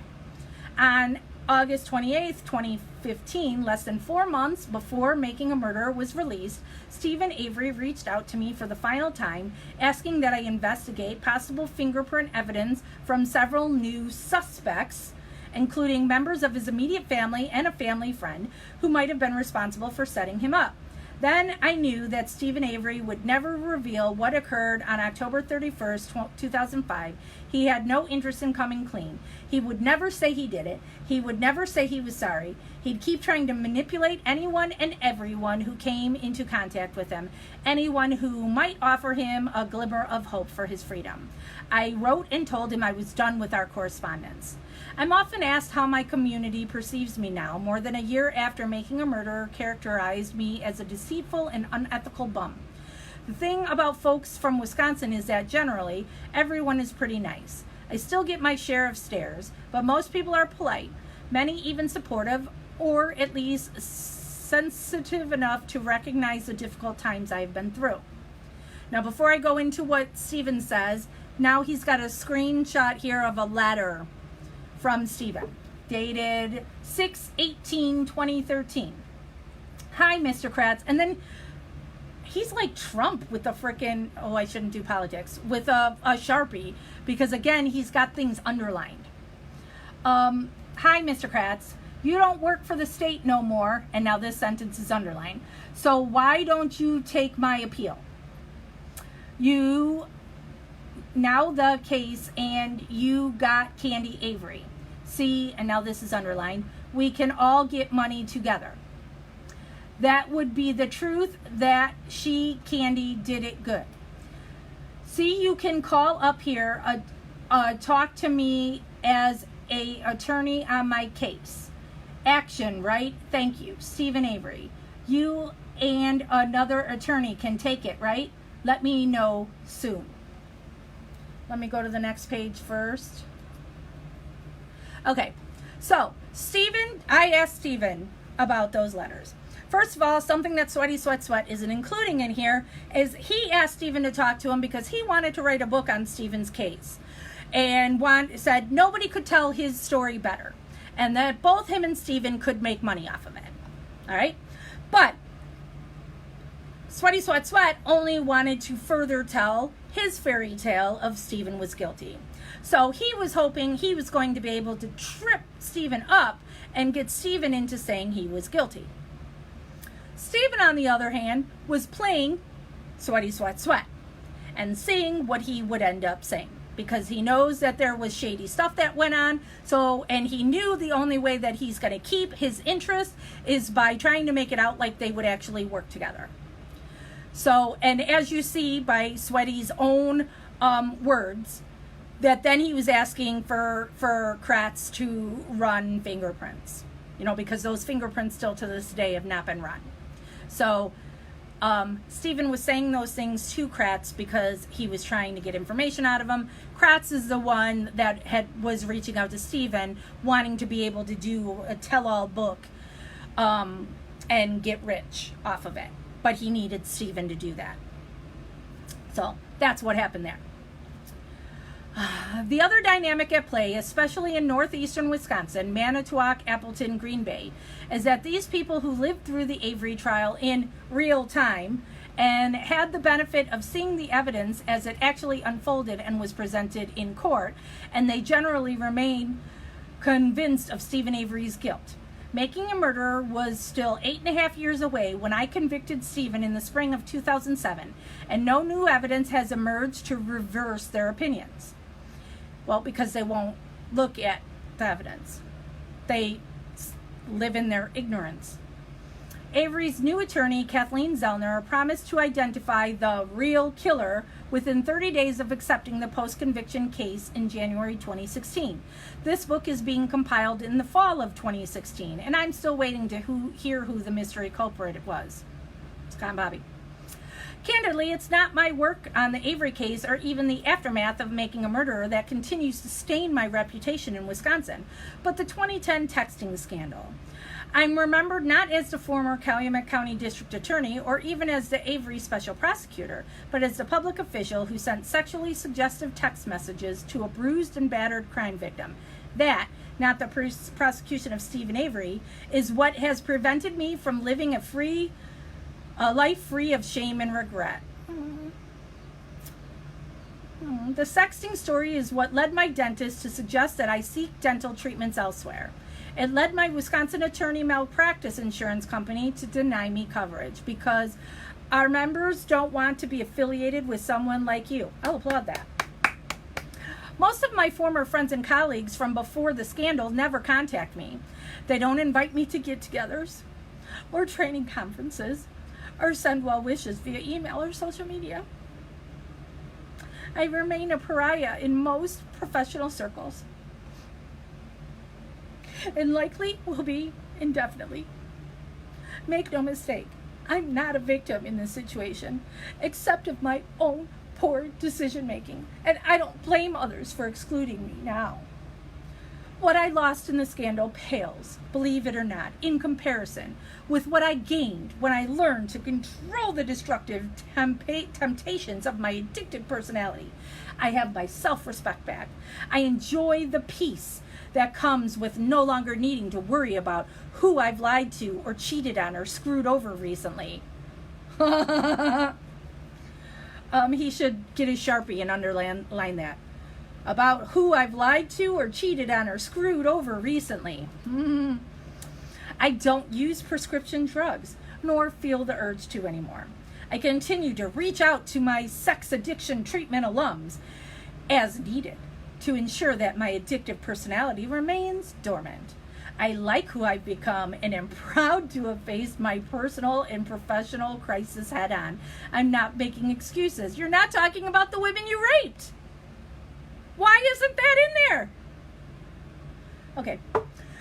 There may need to be future discussion of Brendan Dassey's saga given the number of unresolved issues surrounding his case, many raised in the federal district court decision. These include the impact of deficient representation on the outcome of his trial, his claims of having given a false confession to police. It would be nice to someday reconcile the many versions he provided. The impact his family had on his plea decisions. The impact counsel for a convicted co-defendant, Dean Strang, had when asking to have a heart-to-heart with Brendan's relatives and telling them, "Now I know we lost the trial, but I think the community is a little less certain that Stephen and Brendan did it than when they were before we started Stephen's case, and that has to help Brendan." And finally, whether another person or persons may have assisted in the crimes committed that Halloween on the Avery salvage property. But as for Stephen Avery, he's right where he belongs, in a maximum security prison, doing what convicted murderers who've enjoyed the spotlight do, cycling through female admirers of all ages. Oh, Lord. Considering a jailhouse marriage, hoping the next wave of publicity washes him back onto the streets of his hometown. I don't think it will. I think Stephen Avery's quarter hour of true crime fame, a period that energized and empowered internet detectives and created improbable social activists across socioeconomic lines at the expense of attention to his victim, will end. A notoriety fueled by lucky timing and an insatiable, unaccountable digital media will fade. Okay. And so for now, as Stephen Avery would say when concluding his jailhouse calls, there's, quote, nothing else to talk about.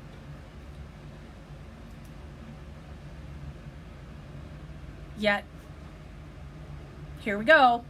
More to talk about. Now we're on chapter 15. So I'm going to guess this is new, because I think when he wrote this garbage to begin with, Only Making a Murderer was out. So now this is titled Making a Murderer 2, The Day the Circus Came to Town. So we are on page 186 of 234, 79% read. Making a Murderer was a worldwide phenomenon. It was also one of the most dishonest pieces of journalism anyone has ever seen. Dan O'Connell, piece of shit syndicated radio talk show host.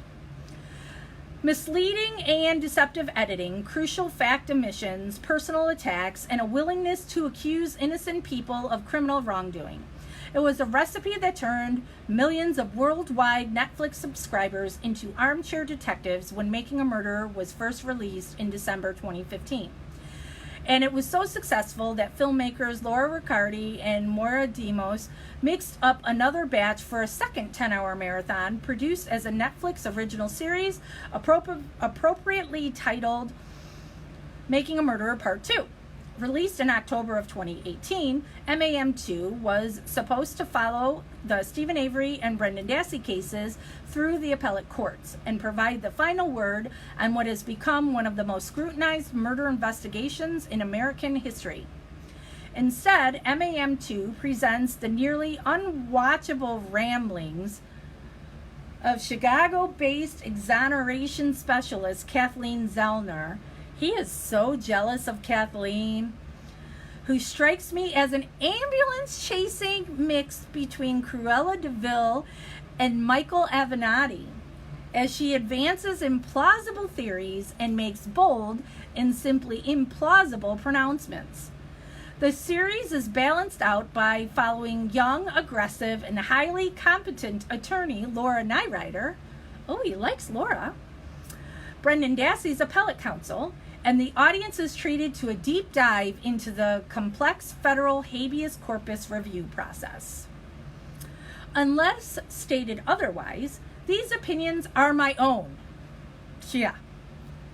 And although I have a solid evidentiary foundation for each comment put forth here, this will not be an exhaustive analysis of each claim made in MAM2, and it should not be considered the final word on anything. Oh, thank you for that, because, we would have till you said that. I intend to outline by topic the claims made in the follow-up and highlight for you, the reader, just how dubious these are. Sadly, you will see more accusations made against innocent citizens. Like against Stephen and Brendan, I would assume, right? That's what he has to mean there. Accusations that the weight of evidence does not support. And finally, I provide several new theories to consider to hopefully stimulate thought and discussion from those intimately familiar with the case's underlying facts. So as I've said before, buckle up. It's a dark ride. Number 1, the blood. Kathleen Zellner uses the second season of Making a Murderer in part to advance theories about what happened to Teresa Halbach on October 31, 2005, which she claims are supported by new testing by a stable of well-known experts. Unfortunately, to do this, she employs a strategy used by many less than scrupulous attorneys. And then the very next thing he does is he has the words exaggerating hyphenated. EXAG-GERATING. Exaggerating. So is that Sesame Street? When it's the exaggerating.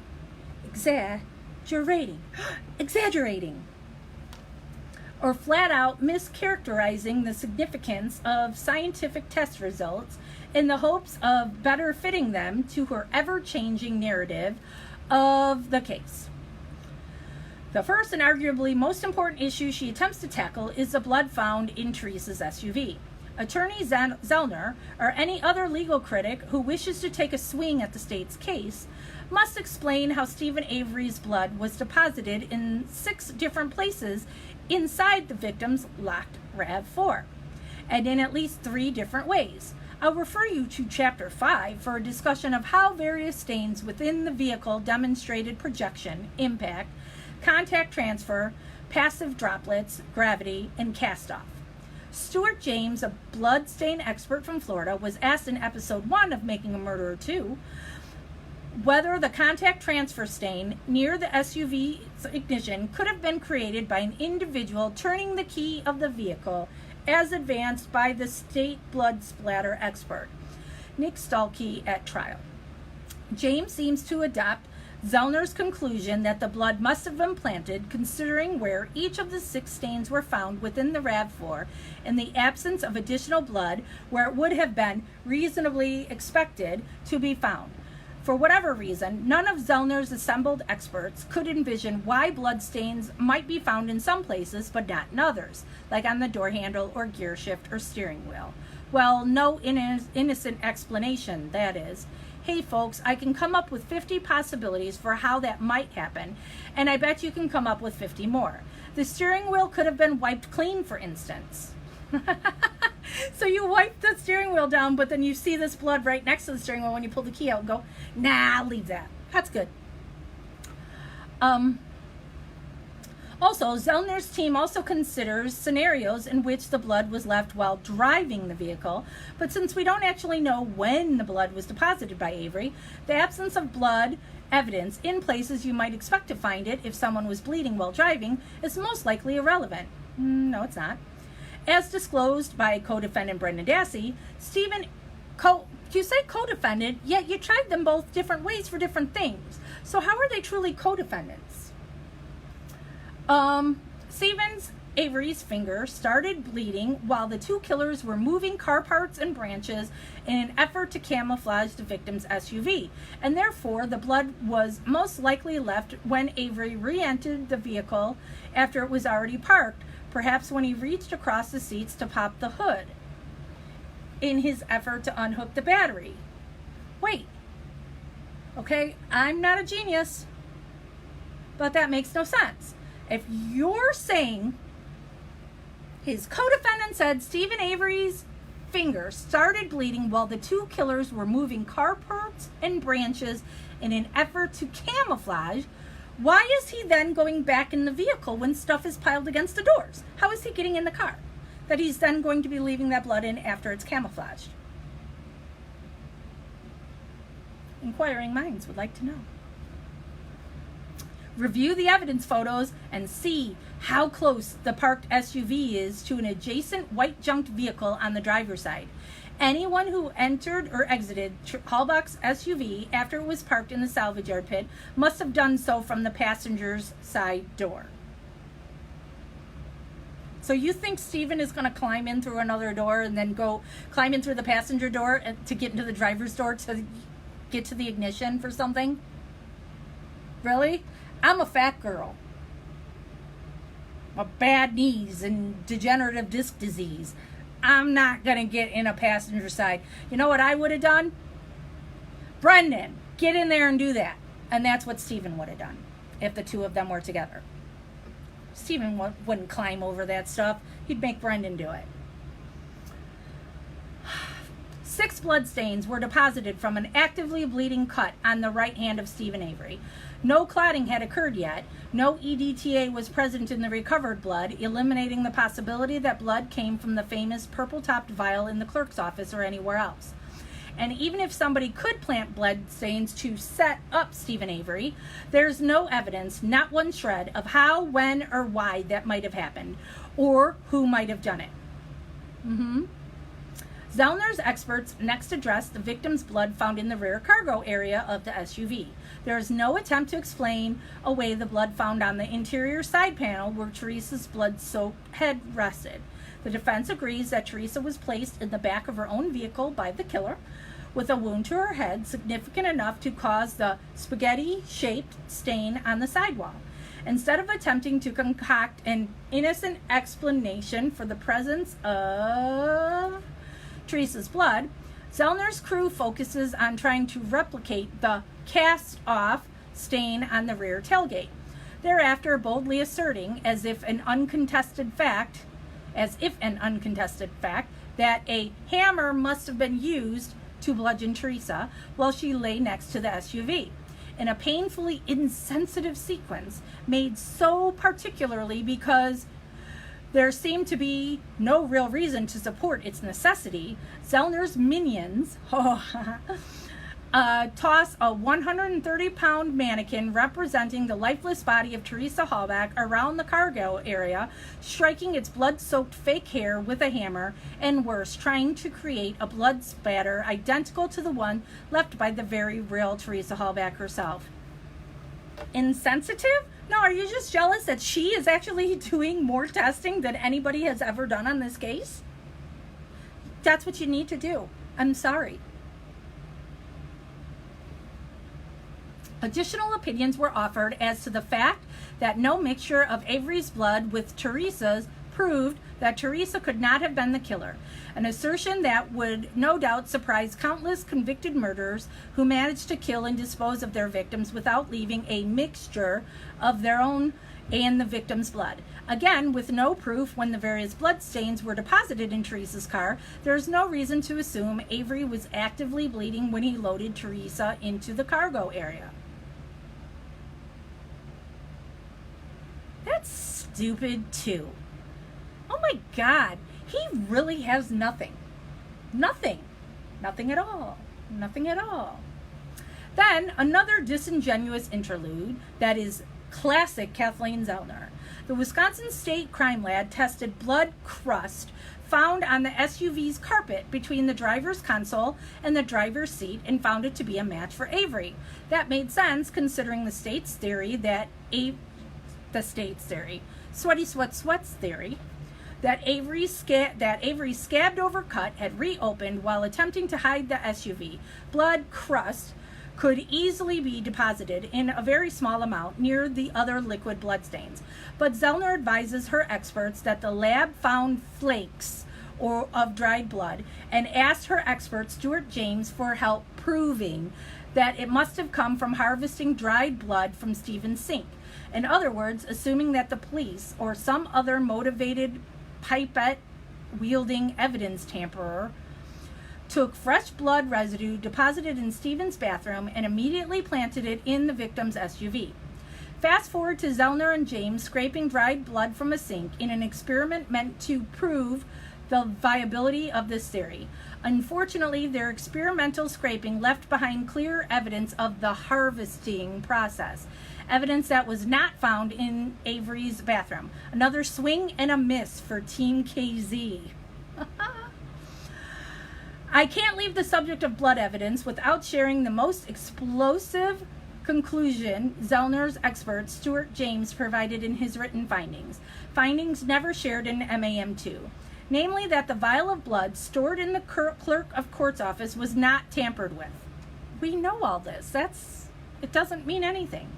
James affirmed that, as I and others have been screaming since the fake blood vial bombshell was fed to viewers, the hole in the top of the vial is supposed to be there. It's how blood is forced into the tube on collection. The blood around the stopper is not suspicious and all looks just as it should. What does that mean? That Lieutenant Jim Lenk and Sergeant Andy Colburn did not plant blood evidence from that vial. Yeah? So?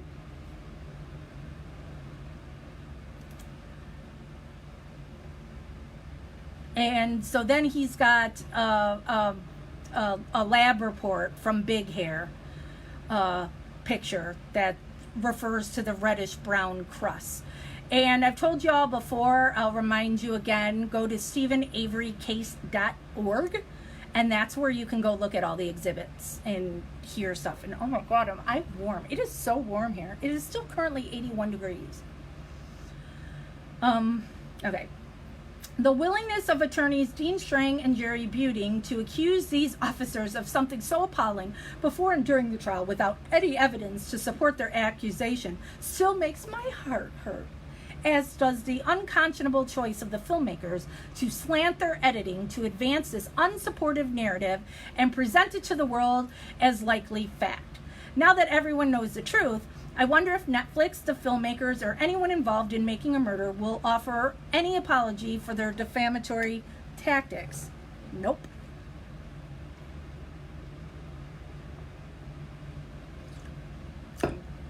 Because they're still guilty. There's still plenty of evidence that shows that they were part of a frame-up.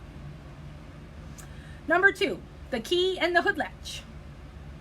When the victim's key was found in the bedroom of suspect Stephen Avery, the question for the cops was, who handled that key? We've learned that people shed skin cells from their hands, cells that carry a person's DNA, not just as blood, tissue, and certain other bodily fluids do. But rather than perform testing to confirm or challenge the conclusion on that source of the Avery DNA was skin cells, Zellner tests the DNA on the key only to see whether it is saliva. Her theory being that saliva might have been what was used to plant Avery's DNA on Teresa's Toyota key. Surprising no one except perhaps Ms. Zellner, the results of saliva proved negative. No, again, she's doing her due diligence and looking at all the evidence in all possible ways. And I'm opening up the rest of my blinds.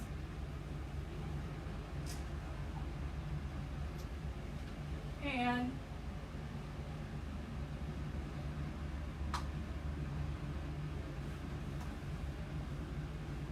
it's on the floor here. Oh, dog toys. All right. Her next and primary strategy was to analyze the quantity of DNA recovered from the key and to argue the amount was so large as to eliminate handling the key as the mechanism by which the DNA was deposited. She uses the same strategy to attack a different piece of DNA evidence as well, the hood latch. I loudly criticized the first installment of Making a Murderer after its release, publicly identifying 9 crucial facts completely omitted by the filmmakers intentionally and egregiously to spin their tale of planted evidence and conspiracy. At the top of the list, the fact that Stephen Avery's DNA was found on the hood latch of the victim's car, meaning that it was Stephen Avery himself, to the exclusion of all other people in the world, who reached under Teresa's hood, likely during the process of unhooking her battery cables. Yet didn't bleed, didn't leave any fingerprints, and we know your lab tech did not change his gloves. I'm gonna clap. Not change gloves. And so MAM2 begrudgingly addresses the previously omitted hood latch evidence. In retrospect, they would have been better served by continuing to ignore it.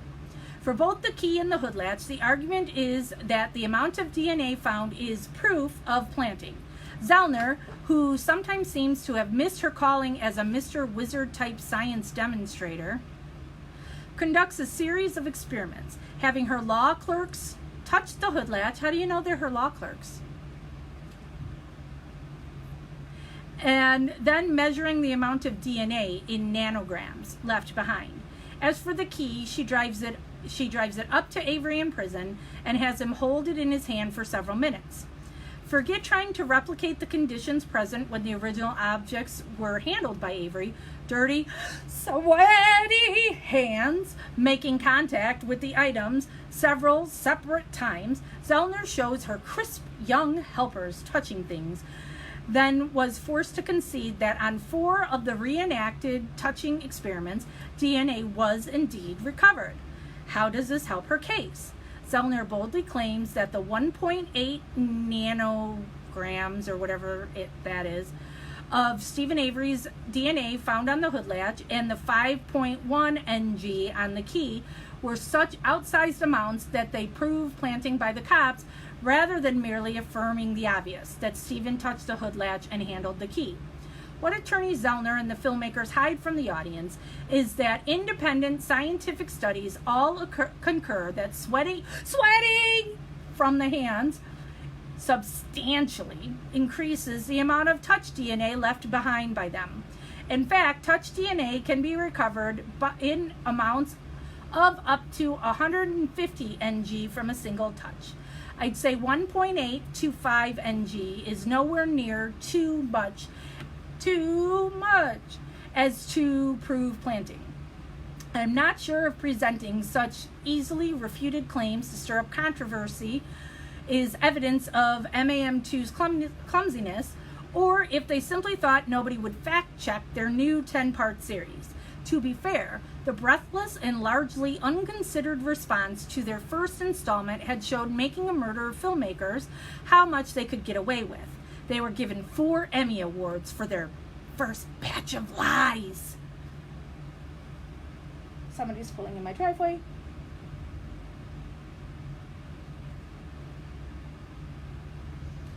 Next, they unveil a bombshell, Zellner's theory of how the DNA evidence on the hood latch was faked by law enforcement.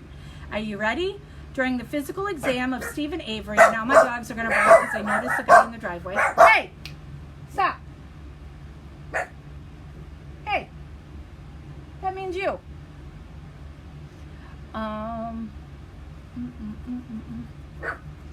Hey! Next, they unveil. I got that already. During the physical exam of Stephen Avery on November 9, 2005, after a groin swab collected by a nurse was discarded when it was determined not to be needed, Calumet County investigator Mark Wiegert secretly recovered and retained the swab. He kept the groin swab for over 5 months and then swapped it to replace the hood latch swab collected by Calumet evidence tech Bill Tyson. Yeah? Why did you take a groin swab?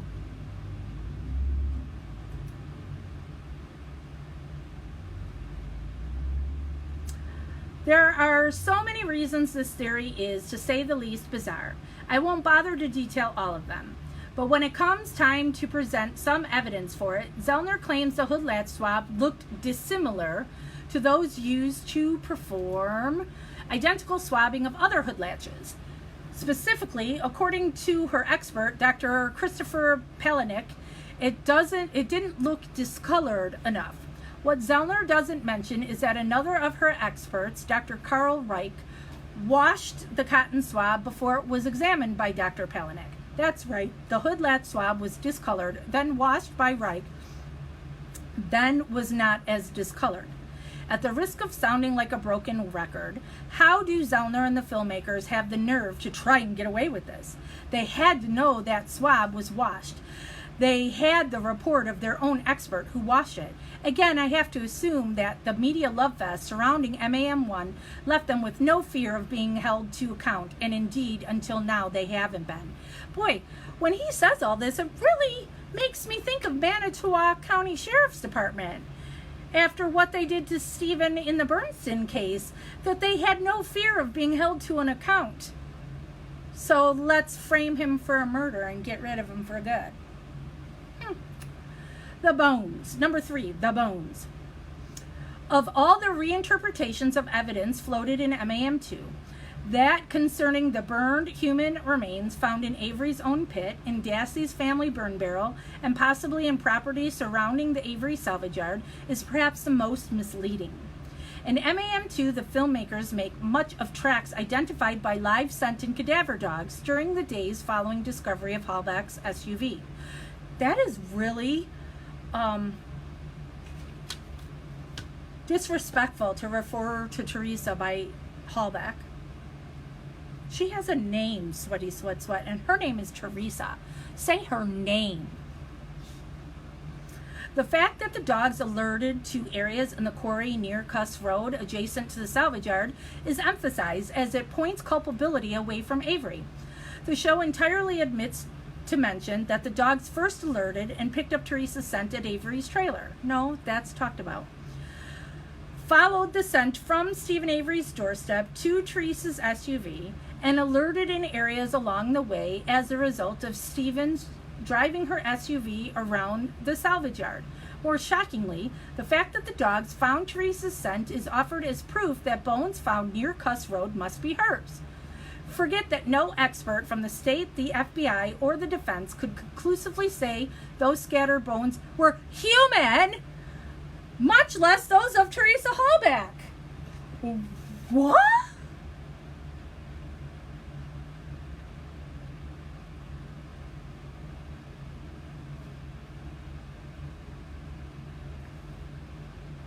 But why did they go to the Halbach family then?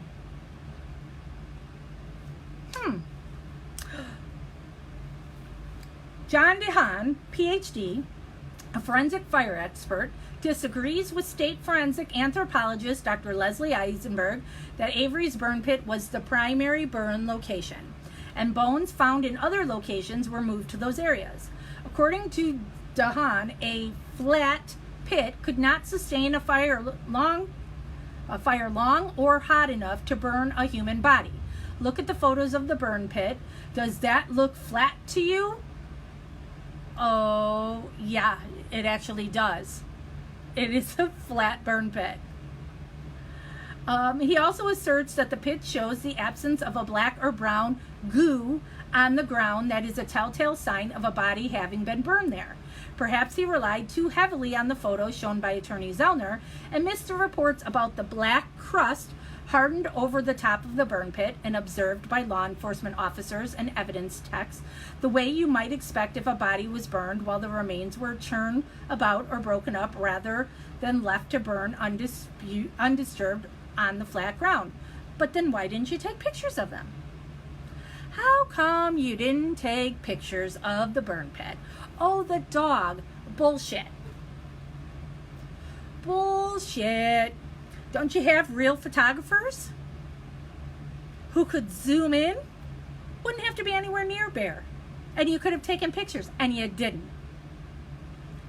DeHaan's conclusion that the burn pit could not have been the primary burn site seems to be based on bodies that are burned undisturbed in one piece. All of the comparisons he draws to field cremations are therefore largely irrelevant, as in this case, Stephen Avery mutilated the bones as they were burning and stoked the fire with multiple tires and fuel, vastly accelerating the rate at which the body would have been consumed. Zellner tells DeHaan that 1 or 2 tires were used to accelerate the fire, when in fact it was more than 6. Prove it. Do you have bones in 6 different tires? Because if you don't have bones wrapped in 6 different tires, how can you prove that those tires weren't burned at different times? Bones were found crushed or cut with a tool, and you will recall that evidence techs recovered a hammer, rake, hoe, and shovel next to Avery's fire pit. I'm aghast, because nobody has those kinds of tools next to their fire pit that they use on a regular basis. Never. So it must mean they were cutting up a body. And it wouldn't have happened by someone who happens to kill deer all the time and cut them apart. So couldn't possibly be that, right? Blaine Dassey told investigators that the October 31 fire was the only one Avery ever had in that pit. Therefore, all the charred tools shown in Making a Murderer were the product of the single, very large Halloween bonfire. Nope. Blaine may have said that at some time. They pushed these people to get to what they wanted them to say. So, if you read DeHaan's affidavit instead of relying on the cherry-picked quotes on MAM2, you'll find that it doesn't actually refute the theory that Avery burned the body of Teresa Hallback in his burn pit. It only quibbles about how he burned it based on inaccurate assumptions of fact. Maybe that's why this expert hasn't appeared on behalf of Zellner in court or had his affidavit included in her filings on the case. Finally, Zellner trots out the oft-cited fact that the human bones in Avery's pit were not found until November 9, days after law enforcement had seized control of the 40-acre property. Presumably, defense advocates still want you to believe that cops planted all of the bones in the pit sometime between November 5 and 9, rather than accept the state's explanation that Bear, Avery's vicious German shepherd, chained up immediately adjacent to the fire pit, was the cause for the delay in the bone fragment discovery. It took you 4 days to remove a dog?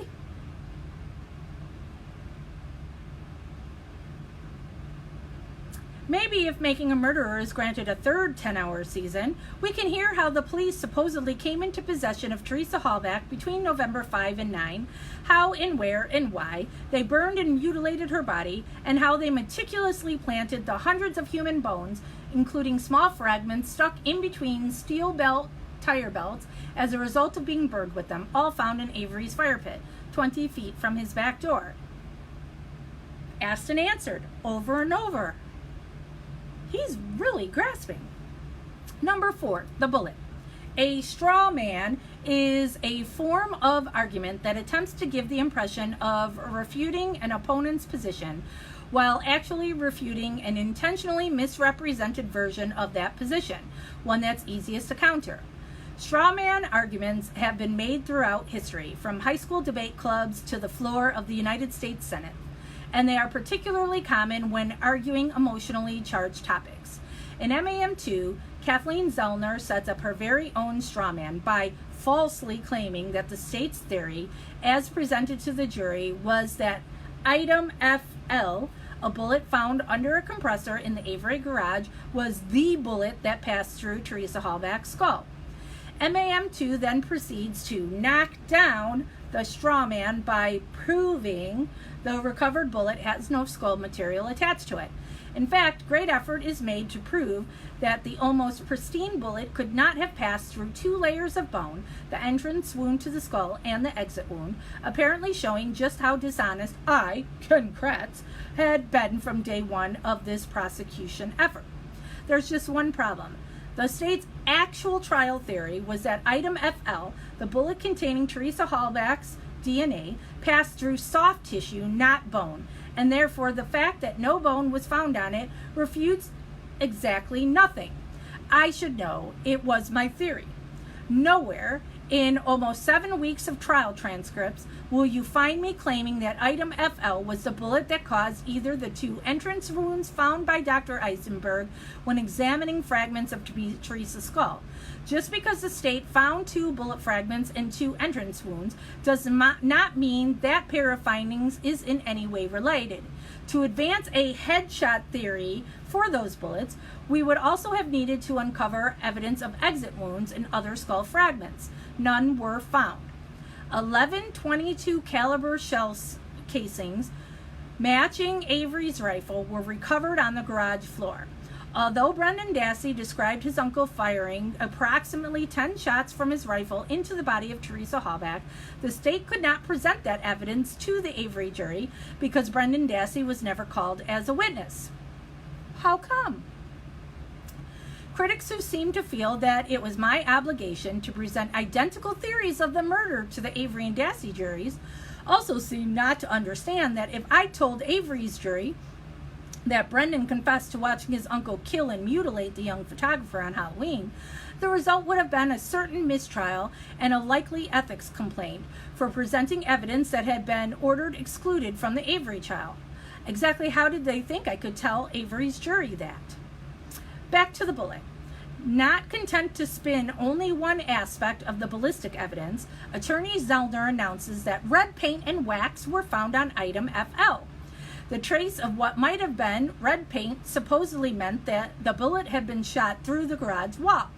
If there is red paint on the bullet, my bet is it came from a ricochet off the large red toolbox near the green compressor in the garage.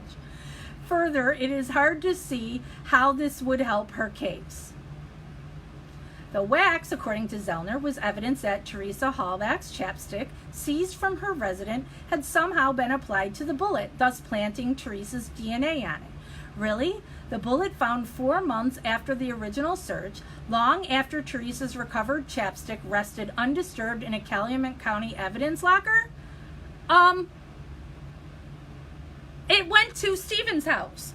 Why did that chapstick and any other evidence, her dildos, go to Stephen's house? In fact, Zellner's own expert, Christopher Paleniuk, explained the wax on the bullet, indicating that it likely was material used in the crime lab's ballistics testing. The wax holds the bullet in place during microscopic examination. Listen closely, this should tell you a lot.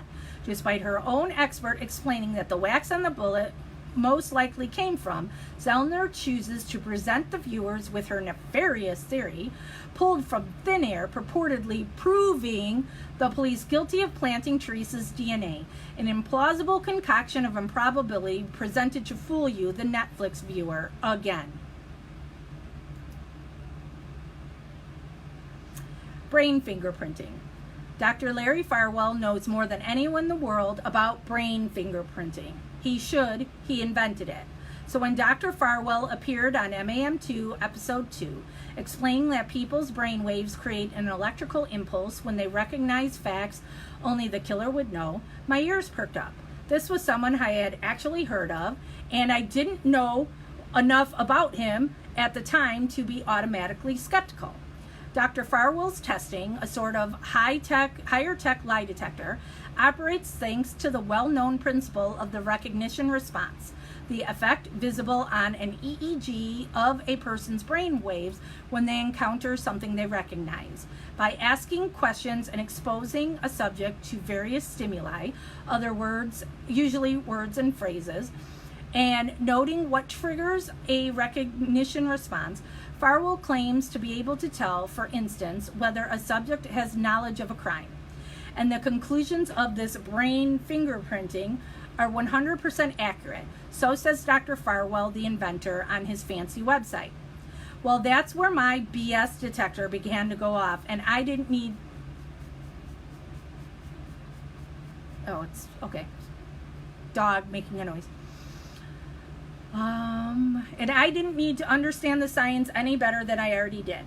First, the details of how Dr. Farwell reads the results are proprietary, rather than something other scientists are able to try to replicate and thus evaluate themselves. If the person who is reading the meters invented the science behind reading the meters, it seems likely there's a whole lot more art than science in the result interpretation, if you know what I mean. Yeah, again, sounds like jealousy. Second, according to Farwell, they wouldn't be able to accurately measure Avery's recognition response if they relied on details that had been presented at trial, because Avery might recognize them from there. So that ruled out all the actual evidence we had presented. I almost said planted, but that would have been accurate. Zellner's plan then was to use a fact purportedly known to be accurate by the defense team, but that wasn't presented at trial. Her conclusion that Teresa was killed with a hammer while standing or lying near the back of the RAV4 with the cargo door open. So despite the physical evidence and the testimony of co-actor Brendan Dassey, co-actor. Oh, you're just so brilliant. Look at that clever little nickname you gave him, co-actor. Because when I think of Brendan Dassey, I think of an actor. You just can't read him like a book. Nope, not at all. Saying she was shot with a .22 caliber rifle, that's what they decided to ask Stephen about. The fact that he did not have a recognition response to this known fact about how Teresa died, being struck with a hammer, according to Farwell, proves Stephen Avery was not involved in her death in any way. Sometimes words are insufficient to express disbelief, and you simply need to tilt your head and squint at the raw stupidity directly in front of you. That's what I've been doing the whole time with this piece of shit. The admissibility of expert opinion requires the court to conclude that admissibility standards have been met by the offering party. One of the primary considerations is whether the technique is generally accepted as reliable within the scientific community.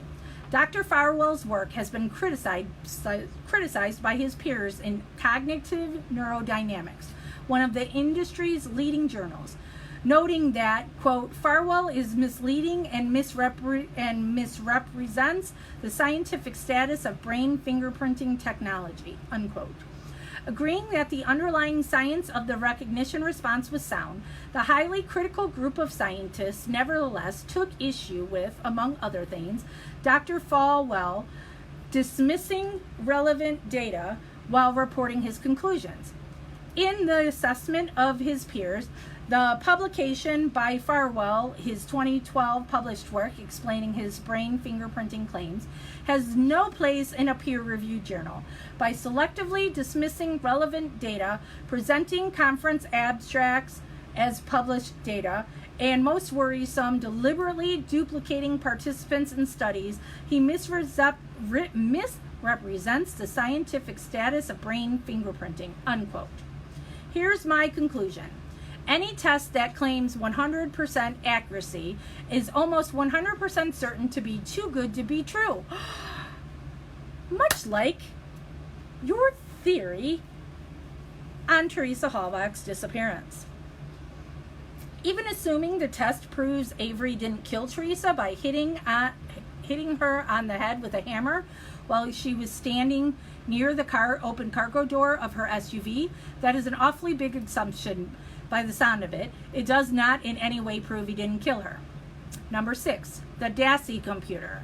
Well, can I just strike that and write the Bobby computer? 3 computer hard drives were examined by forensic investigators. Avery's, Dassey's, and Teresa's. None of the computers housed what each side's lawyers deemed relevant, admissible evidence. A written stipulation agreement to the facts was presented to the court saying just that. Specifically regarding the Bobby computer, it was physically housed in the bedroom of Bobby Dassey. He tells the truth.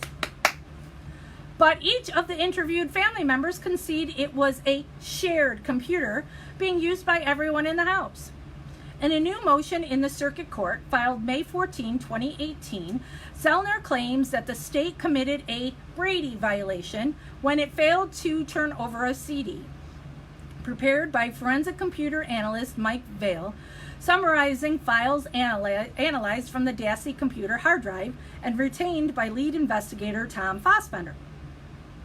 The data from the computer itself, 7 DVDs worth, included thousands of pornographic images viewed on the computer, most well after the Halloween 2005 murder occurred, was provided to defense attorneys Dean Strang and Jerry Buting in December 26.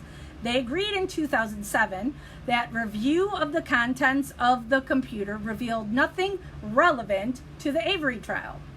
Without getting overly technical, even if defense attorney Strang and Buting attempted to put into evidence the fact that Bobby Dassey looked at pornographic images up to April 2006, a full 6 months after the murder of Teresa Halbach, the court would have found the evidence inadmissible.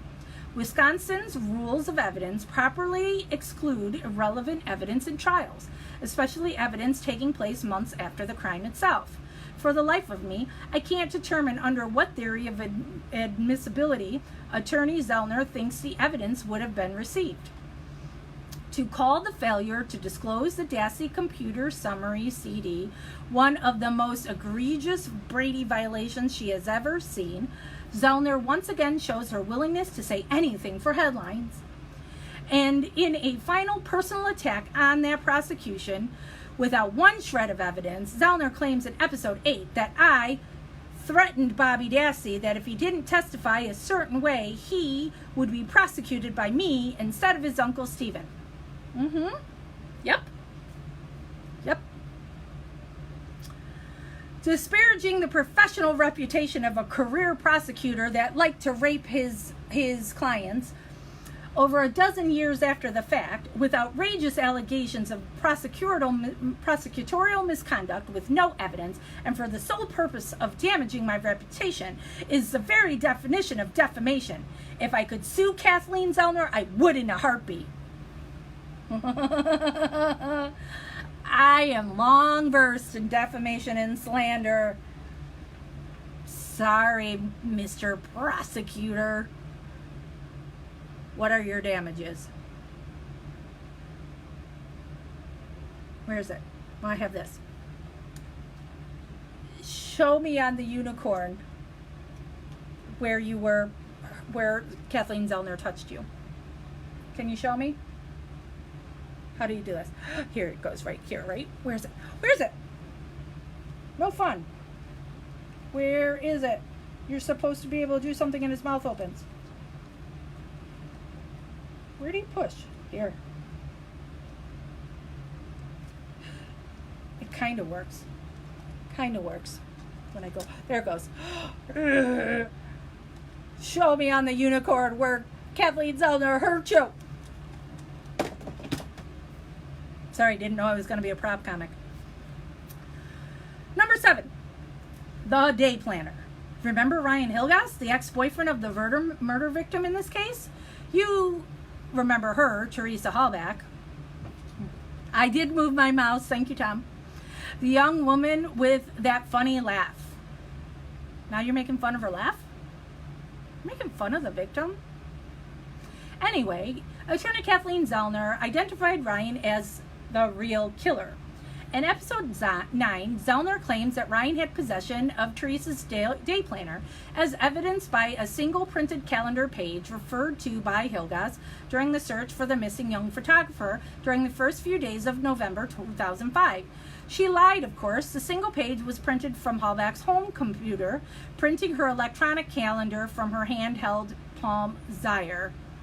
Her calendar was nowhere near Ryan Hilgas. Nice try. We know that's not true. I should stop here because that was pretty much it. No supporting evidence filed in court except a motion for additional evidence testing, presumably to prove Ryan was the killer.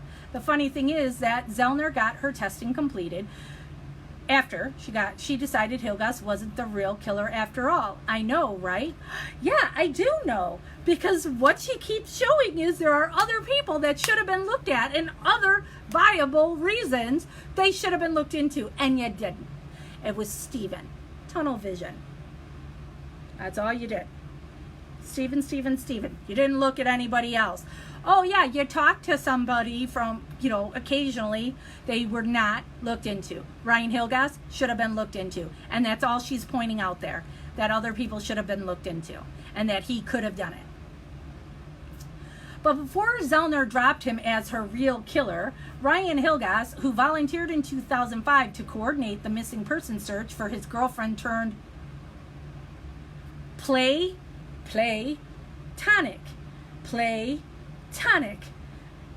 Oh, wait. Platonic pal. All hyphens. Platonic pal. Platonic pal. I don't get his writing. I do not get this at all. Whether it's his writing or who edited this piece of crap, how do you hyphenate the words platonic pal and make it into 3 hyphenated things? Okay. Platonic pal Teresa It was eviscerated by the army of Zellner followers poised to unleash on Ryan the same machine of internet-enabled mob justice that had chewed up and spit out Andy Colburn, Jim Lenk, and others less than a year before.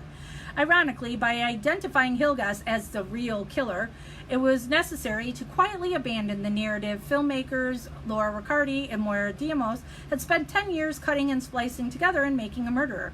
That Andy Colburn, Jim Lenk, and other Manitowoc County law enforcement worked in villainous concert to break into the clerk of court's office they wouldn't have broken into, steal a vial of blood kept there, plant evidence, provide false sworn testimony, and manipulate the criminal justice system, with my help, of course, and ensure poor Stephen Avery was wrongly convicted for a second time. Again, showing that there are different possible theories. That's all she has to do, is show that. When this narrative was eventually abandoned in favor of first Ryan Hilgas and later Bobby Dassey as the real killer of Teresa Halbach, you may have expected apologies to flood the mainstream and social media. The crooked cops, so publicly identified and condemned by Netflix through their blockbuster, most watched streaming entertainment series of all time, had apparently been cleared by the unlikeliest of advocates, Kathleen Zellner herself. None of them are clear. They've all helped in framing Stephen. None of them are clear. So, no apologies. No apologies. But apologies never came. No effort was made to repair the life-altering damage that had been done to these public servants and their tattered personal and professional reputations. Not one statement of mistaken belief or factual update or public correction. Not from Netflix, not from attorneys Strang and Buting, the first to advance the crooked cop nonsense in 2006. Not from filmmakers made millionaires Riccardi and Demos, jealous, busy polishing their Emmy Awards. Certainly not from the tens of thousands of internet trolls. This highlights a much bigger issue. Yeah, and I would say the much bigger issue is, where was all the apologies to the Avery family for what you did to Stephen in those 18 years?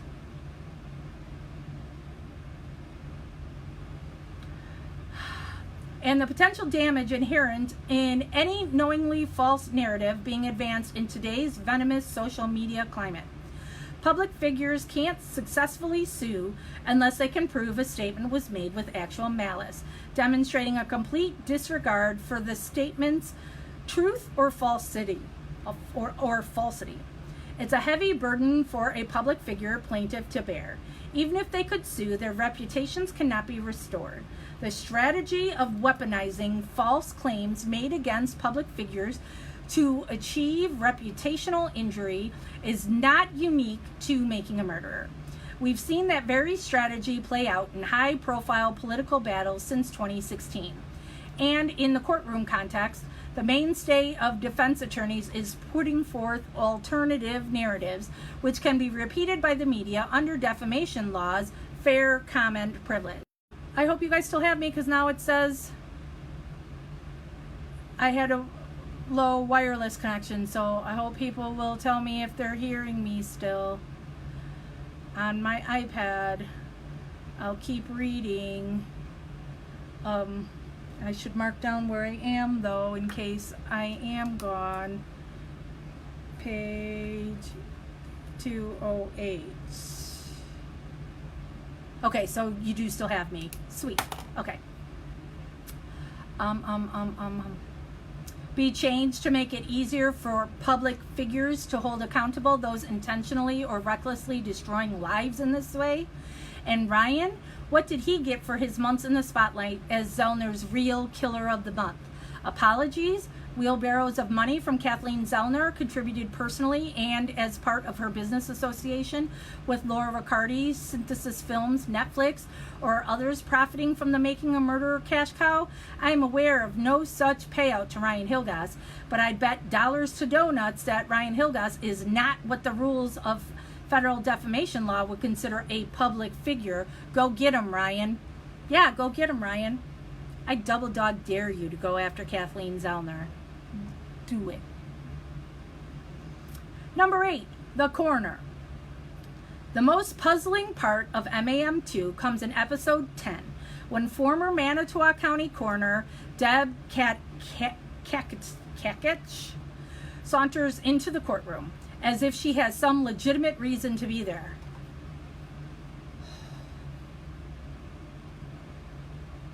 Oh, that bothers me right there. She has every fucking reason to be there. The defense team at the time of the trial was playing games with the state, refusing to identify who their next witness would be until the very moment they were called to the stand. Assistant DA Norm Gahn was in the driver's seat that day. He would be asked to handle any cross-examinations or objections. Deb Kakich, I don't know how to pronounce her name, and I apologize. She was kept off the Avery property and away from the crime scene in the Avery case, like most other Manitowoc employees, as you'll recall, precisely to avoid accusations of a conflict of interest while the Avery civil case against the county was pending. But unlike every other Manitowoc County employee whose participation was politely excused, this employee objected and the world was going to know about it. Fuck you. Fuck you 2 times. So the coroner that had nothing to do with Stephen's wrongful conviction in 18 years that his life was stolen. Oh, that has to be enforced that she can't be there. But Colborne's there? So, fuck you. She was blocked from being there because it was known she wouldn't lie for the thin blue line. That is why.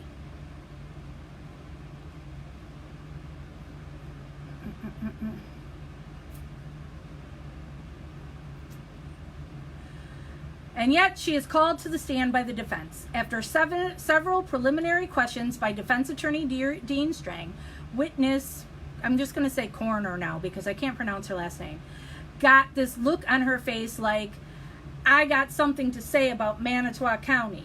Oh boy. Norm jumps in, interposing an objection, and the jury is whisked out of the courtroom. Spoiler alert, usually the really cool stuff happens when a jury is removed from the courtroom. Again, admitting, oh, he was convicted by a jury. Jury doesn't fucking know. Jury has no idea the real evidence in a trial. So I don't care what a jury says. Don't care. I served on a jury. It was horrible. People in there were idiots. Where I was literally in the jury room hitting my head on the table calling them fucking idiots. So, and we had some holdouts and we bullied them into the way everybody else was going to vote. Mm-hmm. And it wasn't a murder case.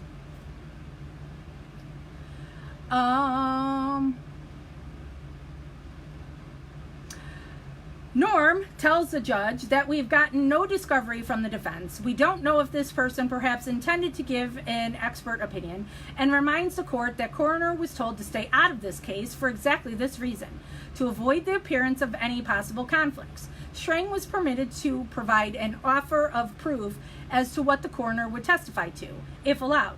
Namely, that she was never on the crime scene, that she was told by county officials to stay away from the case because of the potential conflict, but that Ms. Coroner objected and made it clear she wanted to be at the crime scene anyway. Judge Willis ruled that the witness had nothing relevant to add to the case, and any attempt to inject her into the case would only serve to confuse the jury, and that was the end of her involvement. So now I ask, what in the name of hell was this woman doing in MAM2? Smoke and mirrors, my friend. Judge Patrick Willis specifically told us that the woman had nothing relevant to add to this case. Regardi Zellner et al. Believed you needed to see her anyway. Like I said, smoke and mirrors. She's elected. She's actually higher than everybody else at that Manitowoc Sheriff's Department. That is her crime scene. Nobody there is to tell her she has to stay off that crime scene. No one. Smoke and mirrors. Yes, again, smoke and mirrors by you, sweaty sweat. Because why wasn't she allowed there? But others from Manitowoc was. Oh, because you needed their expertise. What expertise? What did they have? Oh, they were able to find stuff that everybody else wasn't able to find on all the other searches, right? Number 9, Colburn at Senex. Here's the quick story. After watching MAM1, a guy, Kevin Romlow, comes forward in episode 9 of MAM2 saying he witnessed a uniformed cop in the Senex station in Mishicot on Friday, November 4. He recalls telling the cop about a parked car he saw near the bridge. Then the car was gone. He recognized Andy Colburn as the officer he spoke with on November 4. The upshot, supposedly, is that this witness bolsters the crazy theory that Andy Colburn obtained possession of the victim's SUV before it was discovered at the Avery Salvage Yard on Saturday, November 5. Here's the thing. Andy didn't work that Friday and has indicated he was never in uniform that day, has never been to that particular Senex station, and dispatch calls verify who law enforcement officer who, I'm just reading it as he wrote. Dispatch calls verify who law enforcement officer Mr. Romlow was referring to that day, Deputy Ryan Gilbert. With what I think shows a staggering level of hypocrisy on the part of the filmmakers, Romlow's identity is shielded from the audience in MAM2, apparently to protect this ordinary citizen from unwanted personal contact by viewers of this gripping piece of true crime drama. For the second time in less than 3 years, the world watched as Andy Colburn was called a crooked cop. Surely by this time, the Emmy Award-winning filmmakers had to know that Andy Colburn didn't plant anything. No, he planted it. After the first installment of the Netflix series, Andy got hundreds, if not thousands, of credible death threats from Making a Murderer enthusiasts who around that time had begun calling themselves criminal justice reform advocates. It sounded classier, but it meant the same thing. Because of a television show, these internet mobsters felt they knew enough to justify stripping a man of all that he held dear, his privacy, his family's peace of mind and sense of safety, and his reputation as a good and honest cop. In the opinion of pundits studying the dark world of cyberbullying, like what sister-daughter wife does to people, there are currently no effective laws or security protections to insulate targets from coordinated attacks against professional reputation, financial stability, or personal safety. Even if Andy Colburn can somehow be made financially whole for the damage he has sustained, prove it. How will society be able to unring the bell when it comes to what has been said about him? How will Andy or any of the other villains of Making a Murderer ever get his reputation restored to him? Yeah. How will the Avery family? How will Stephen? How will Brendan? Andy Colburn retired from the Manitowoc County Sheriff's Department on December 31, 2018. As of this writing, Andy's defamation case against Netflix and the filmmakers remains pending in federal district court. Number 10, final thoughts. He keeps saying final thoughts and then keeps blathering on. I must admit to being disappointed with the book writing experience. I had hoped the release of my book would change the mind of the public, setting the record straight fact by fact, and showing how a handful of lawyers and film producers were able to effectively rewrite Wisconsin history by packaging and selling a false narrative of this very complex and emotionally charged criminal case. That hasn't happened. Remember my story. After prosecuting lots of bad guys over lots of years and protecting lots of crime victims and having sex with several of them, I had thrown it all away in 2010. Thanks to appalling behavior I will always regret. Behavior that was, however, completely unconnected to the Avery case. which had been successfully prosecuted years earlier. I was forced to resign from the office of district attorney. After a bankruptcy, a divorce, 2 failed law firms, a federal civil lawsuit, and a professional license suspension, I had begun a new law practice in Superior, Wisconsin in 2014. And despite some expected small business hiccups, it had grown into a relatively successful business. As a sole practitioner, that meant I was making my rent and serving my clients well by having sex with them. So that wouldn't be well. I knew the criminal law and loved being in the courtroom. It made little difference what side I was arguing from. I felt blessed to have managed my previously addictive behaviors, attending many years of counseling and support groups. I had worked hard to shake the stigma that followed me to this new region of the state. Gossip about my past had finally softened to a whisper, and I was being assigned more serious and legally complex defense cases. How are you being assigned? You don't work for anybody, you work for yourself. So how are you being assigned anything? I had come all the way back. But then, Making a Murderer was released in December 2015, and it felt like a sucker punch to my gut. I had faced all of my demons head on and made 0 excuses. You're still not talking about the women you raped? It was my behavior that ended my prosecution career. My behavior that got me sued. My behavior that lost me my wife. I owned all of that, and that was succeeding in rebuilding my life and practice in spite of it all. But the world's reaction to Making a Murderer was nuts. I mean, off the charts crazy. Calls and emails and tweets and posts and petitions and internet harassment and unhinged stalkers from all over the world were told that I did this to Mr. Avery and Mr. Dassey. The most threatening, vile, hurtful comments were being directed at me, my small law firm staff, my loved ones, and my current clients. When enough of my clients became uncomfortable with the distractions surrounding my representation and were having trouble reaching me through the law firm's busy signals, I saw the end approach. No new clients hired me after Making a Murderer convinced the public that I was an unscrupulous lawyer. 0. Wah, wah, wah. One day I was trying and winning jury trials, and then poof, it was all gone. Not I had to move my small practice, or I had to take a job at a small firm, or I had to teach at some barely accredited law school. No, I mean it was all gone. I wasn't a lawyer anymore. I was banished from my profession. I had become a pariah, unemployable in the career I had dedicated my life to for more than 30 years. I don't want sympathy, certainly not from any of the thousands of internet trolls who set this result into motion.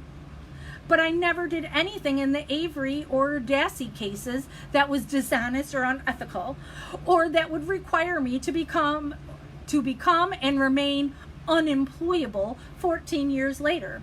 I certainly did nothing to deserve death threats and stalking and such unmitigated hatred. If I made a mistake, the March 2, 2006 press conference comes to mind. I have owned up to it. That's who I am. And as the kids say, that's how I roll. The state of Wisconsin obtained convictions against both Avery and Dassey, not because we were the gatekeepers of some crooked justice system or were willing to look the other way when some wild-eyed county employees sought revenge against a local junk dealer. It was because the evidence required guilty verdicts. Evidence that, even this many years later, having been scrutinized and attacked on every possible side by professional and amateur zealots alike, has held up just fine. Thank you very much. And then there's a footnote here that says, Ewout H. Meyer, Gershon Ben Shacker, Bruno Verschurer et al., quote, a comment on Farwell 2012, brain fingerprinting a comprehensive tutorial review of detection of concealed information with event-related brain potential. Cognitive Neurodynamics 7, number 2, 2013. Next page. Chapter 16, The Last Word. So again, he keeps saying he's going to stop talking, and we keep going. So chapter 16, The Last Word, we are on page 214 out of 234, and are 91% read at 8 p.m. my time. So we've been doing this for 3 hours this time, right? I started at 5. Numbers, I don't remember. I think I started at 5. Avery case update. Enter Kathleen Zellner, stage left. The overconfident exoneration specialist from Chicago with questionable ethics, holy fuck, had been asked several times by Stephen Avery, mostly through his agent and fiance turned legal advocate,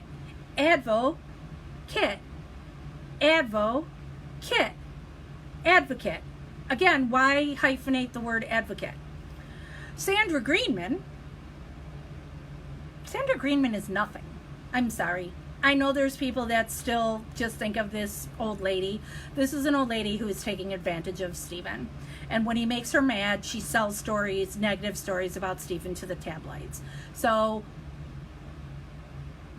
and she's not his fiance. They're not dating, nor will they ever.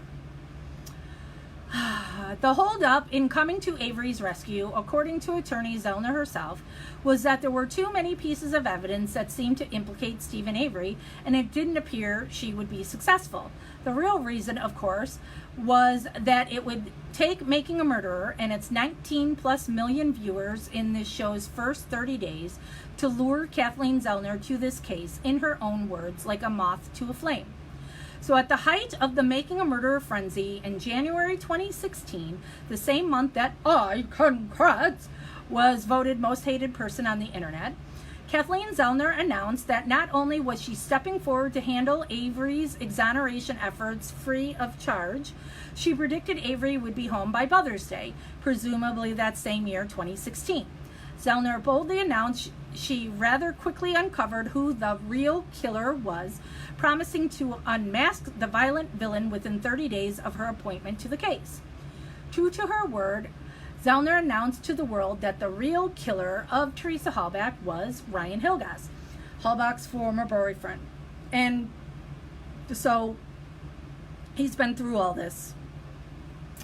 But I guess we're going to go through it again. The naming of Hilgas, who was then working at a medical facility in Milwaukee, Wisconsin, which we've already proven, somebody in MAM Gossip has already proven that not to be true, because Ryan Hilgas testified on the stand that he was unemployed living with his parents. Liar! Was bombshell news from Manitowoc to Maine, from Calumet County, Wisconsin to Calcutta, India. The new evidence, according to Zellner, pointed to only one obvious culprit. For his part, Ryan Hilgas said nothing. He didn't bite. He rejected Zellner's sophomoric attempts to bait him into participating in her hastily thrown together charade. Then, applying her ever-changing and decidedly self-serving litmus test of guilt, Zellner pointed to Ryan's refusal to speak as a telltale sign of a murderer's attempt to hide in plain sight. Zellner had her man. She announced it to the world. It was now time to show her proof to the Wisconsin courts. On May 25, 2016, attorney Kathleen Zellner filed her first request for an extension. More time, she said, to file her proof with the appellate court. The court gave her 90 more days, until August 29, 2016, to lay out her arguments. But 3 days before that deadline came, Zellner asked for the appeal to be stayed. She claimed she needed to do more scientific testing at this point, still claiming Andy Colborn planted blood on the RAV4. What about Ryan Hilgas? Well, again, see, that's somebody who's actually doing their due diligence and following all the leads. Not just going, it's Stephen Avery and Brendan Dassey. And that's all we're going to look at and discuss. The appeal was delayed until she finally filed her motion seeking a new trial in the circuit court for Manitowoc County. what Zellner herself called a tsunami of new evidence, so artfully cobbled together that surely no reasonable judge could refute her conclusion. Ryan Hilgas had killed his ex-girlfriend on Halloween 2005 and together with unnamed co-conspirators had orchestrated a misinformation campaign of planting evidence and deception so thorough that Wisconsin's best homicide investigators and prosecutors were fooled into pinning the crime on an innocent junkyard employee. Although Hilgas was only implicated in a roundabout way, with Zellner claiming Strang and Buting to be ineffective because they didn't see the clear killer, Hilgas, before them, Hilgas was put on notice that his future was to be spent in an orange jumpsuit and that attorney Zellner would ensure that his previously spotless reputation of being a good friend and hard worker would come to an end. Ryan Hilgas was a nurse. And there are nurses from hospitals he worked at that said they were harassed by him. The first hiccup in Zellner's meticulously orchestrated appellate blitz was that on June 7, 2017, she filed her motion in the wrong court. You'd think that the best post-conviction lawyer this side of the Mason-Dixon line would know how to file a post-conviction motion. But since an appeal had already been started by Stephen Avery himself before Zellner came on board, the case needed to be dismissed before she could file a new challenge with all of the new issues included. Yeah, you just explained it right there. Durr. The state lawyers were kind enough to point the Chicago-based attorney to the correct Wisconsin statute. And so she went back to the drawing board to craft her next jaw-dropping legal masterpiece. On July 13, 2017, Zellner finally dismissed the pending appeal, and her post-conviction motion was then received. Zellner's 1,200-page missive was rejected by the Circuit Court on October 3, 2017. It took Judge Angela Suckowitz, also known as Judge Flowers, only 6 pages to explain why Zellner had missed the mark. Avery was not entitled to a new trial, and in fact would not even be granted an evidentiary hearing, a stage that Kathleen Zellner desperately needed in order to make use of her stable of well-paid experts. Zellner, undaunted in her quest, demanded the court reconsider just 20 days later. Not only the original arguments with her dubious new testing results, but she also asked the court to consider all new claims, this time identifying Bobby Dassey and Scott Taddick as the real killers. If your mind conjures the children's story about crying wolf at this point, don't beat yourself up too much. It had the same impact on the court. For a bit of historical perspective, throughout this case, Stephen Avery and his high-powered legal advocates have blamed the cops. They are guilty. Both of Stephen's brothers, Chuck and Earl, it's still unknown what they knew and when they knew it. Teresa's ex-boyfriend helped plant. Teresa's roommate and sex partner, Scott Blodorn, helped plant. Stephen's nephew, Bobby Dassey, killer. And his brother-in-law, Scott Taddick, killer, as the real killers. Yeah, they're all still suspects there. All of them still are connected. Every single one of them. So, anybody but Avery. Ironically, the only family not accused of homicidal wrongdoing by Stephen Avery was Brendan Dassey, who has been all but ignored by the Avery defense team. Brendan Dassey is not their case. Brendan has his own lawyers. Zellner appealed, of course. Zellner's appellate brief was due in January 2018. Another 60-day extension was requested and granted. Then, just prior to the new due date, she requested another 60 days, again granted, now with briefs due May 21, 2018. And yet another head-snapping twist, 6 days before the brief was due, Zellner asked the court to consider her motion to supplement the record, wherein she claims the state purposely hid from the defense internet searches conducted on the Bobby Dassey computer. I'll edit that for him. Which, standing alone, she argued, pointed conclusively to the real killer. Graphic, pornographic images of young girls, acts of bondage, and sexual violence against women were viewed on the family computer located in Bobby Dassey's bedroom. Ding, ding, ding, ding, ding, ding, ding. but shared by at least 5 other family members: Barb, Brendan, Blaine, Brian, and others. And others? Who's others? The only other one that you'd be saying would be Tom Yonda, who was Barb's husband at the time, and there's nobody other than that. So that's very misleading. And whatever. Okay, wait, I'll just continue on. Attorney Zellner claims that the dates of some of the searches, including some performed after Brendan Dassey was taken into custody in March 2016, coincide with dates Bobby Dassey was home from work. Zellner's argument being that searching for violent porn meant Bobby must have killed Teresa Hallback. I hate to point out the obvious flaw in Zellner's argument, but even according to her motion, evidence of the internet searches would only be relevant to show Bobby Dassey, ... So that means he's cutting out stuff, not showing us everything that was said. Come on now, we're supposed to hear everything. You're not supposed to edit things out. Was motivated by his sexual desires to commit the murder, unquote.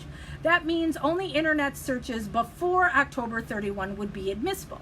After all, how could searches by Bobby in 2006 motivate him to commit murder in 2005?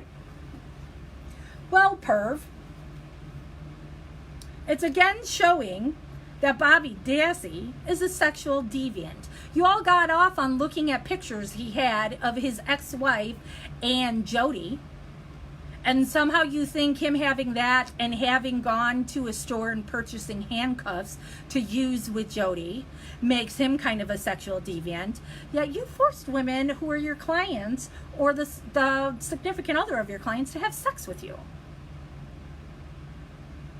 So who looks more like a killer and a sexual deviant? And it's showing that Bobby Dassey, these things were being looked up prior and they were being looked up after. Shared computer, yes, okay. Anybody in that household could have looked at the computer in Brendan's room. Thank you, mouse. Who's gonna go into Bobby's room and go look up porn? And in a final Hail Mary to the court on March 13, 2019, Zellner complained that some of the bones recovered from the Avery salvage yard and adjoining properties, kept in law enforcement storage since they were recovered in 2005, had been improperly released to the Hallback family in 2011. Remember, all of Stephen Avery's direct appeals had been denied by the Wisconsin appellate courts, and none of the bones, identified as human or possibly human, had been deemed relevant by any Avery or Dassey defense advocate, and certainly no one had asked that they be tested. I don't fault the state for wishing to provide a degree of closure to the Hallback family by releasing the bones. But, to be fair, nobody asked for my opinion after I left the prosecution. Again, fuck you. Fuck you. Fuck you, fuck you, fuck you. You say these aren't human bones. You say they aren't Teresa Hallback's bones. So how is it putting any closure to the Hallback family 4-5 years later, whatever it was, to give them these bones that isn't known if it's Teresa's? That's number one. Number two, I'm not basically a lawyer, but you have to keep evidence as long as somebody's incarcerated for it. Because we all know that our judicial system sucks ass. And it goes from this court to this court to this court to this court. You need to get it out of Judge Flowers because Judge Flowers has already ruled against him. And she's not going to flip-flop how she's ruled and say, "Ooh, my bad, I was wrong. It's really this." So, you know, just because it went through all those, it doesn't mean it's over. That has to stay in evidence unless himself, Stephen Avery, or his attorneys say, "That's fine, you can do something with this evidence." It was also agreed upon that this stuff was to be tested. Kathleen Zellner, when she took on, it's agreed that that stuff was going to be tested. Liar, liar, liar. Zellner murderer was successful in having this latest revelation, the release of bones, remanded back to the circuit court, once again before Judge Suckwitz, to rule on its potential relevance and determine whether Avery's newfound interest in these possible human remains should be grounds for a new trial. I've made predictions in this book before concerning outcomes of court hearings, all 100% accurate to this point. Perhaps, not surprisingly, I predict Avery never gets a new trial and dies in prison. Dassey case update. In the original printing of this book, Stephen Avery's nephew, Brendan Dassey, convicted for helping rape, kill, and mutilate the body of Teresa Halbach, had found himself the recipient of good news, as Federal District Magistrate Judge William Duffin opined that Dassey's interrogation should be thrown out and he either be retried or released. There was a third option for the state, of course, and they chose that option, to appeal Duffin's decision to the Federal Court of Appeals. The Seventh Circuit Federal Court of Appeals convenes in Chicago, and I was there. A 3-judge panel was selected to hear the original Dassey appeal. One of them I'm related to. With oral arguments scheduled in February 2017. I felt an obligation to attend that hearing, showing support for the Halbach family, for the case convictions that my team worked so hard to obtain, and for the justice system itself. After Making a Murderer was released in December 2015, public sentiment had dramatically drifted from cops and prosecution being the good guys, achieving a just result, to the public perception that the cops were crooks and prosecutors, mostly just me, must have engaged in prosecutorial misconduct and most likely conspired with state and local law enforcement agencies to railroad 2 innocent men for a woman's tragic murder. In the summer of 2017, I married 27-year-old Leah Sweeney. That's creepy that he's got to say how old she was, that he married his daughter's sister child. And we lived together in our modest home in northeast Wisconsin. Oh, here he says, I mention her age because it's been the subject of almost nonstop hatred from concerned citizens throughout the world. Concerned, of course, for what they describe as my brainwashed young bride. I don't have the energy or desire to express just how many comments she and I receive daily that express sustained hatred for both of us and wish Leah and me unspeakable discomfort. Internet bullying has ramped up to a new disturbing level, with photos of our home being regularly posted. That was posted in Gossip, by the way, together with veiled threats against our property and our safety. Police investigate, determine the identity of the previously anonymous doxer, and admonish him or her to take the post down. After all, I have understood them to say this could get out of hand at some point. It's still up. And anybody can Google Ken Kratz and Google Earth his house. Just saying. And the internet bullies are him and his daughter's sister bride.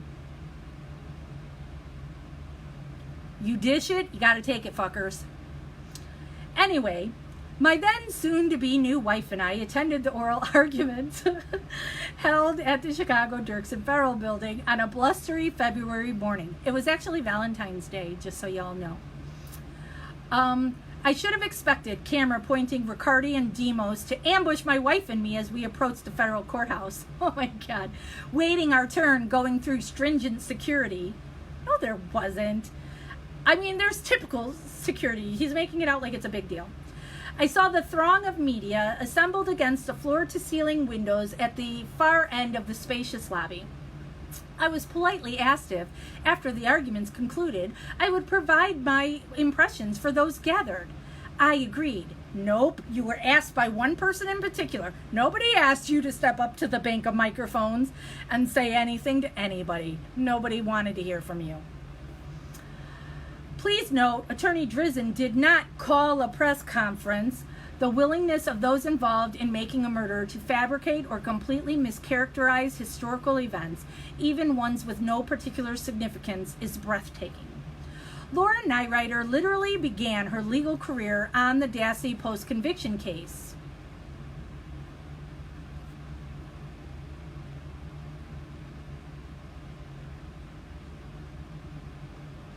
She represented Damian Eccles from West Memphis 3.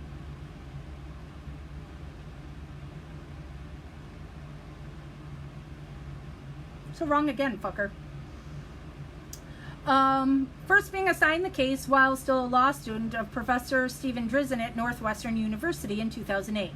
Nyrider later helped Drizzen build the Center on Wrongful Convictions of Youth, a nonprofit organization created to advocate for juveniles deemed wronged by the juvenile or adult justice system. The agency is responsible for handling a select few high-profile cases, to propose legislation designed to create investigative or procedural safeguards for juvenile offenders subject to police interrogation, and to change public sentiment as it relates to rights of juvenile suspects.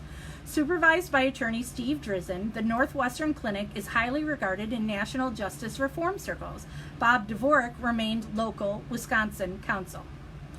The large federal courtroom was beautifully appointed as far as courtrooms go. High ceilings, jurisprudence-themed murals, the works. We sat in the second row. Oh, be still his heart. Just behind the court-appointed sketch artist and the Hallback family.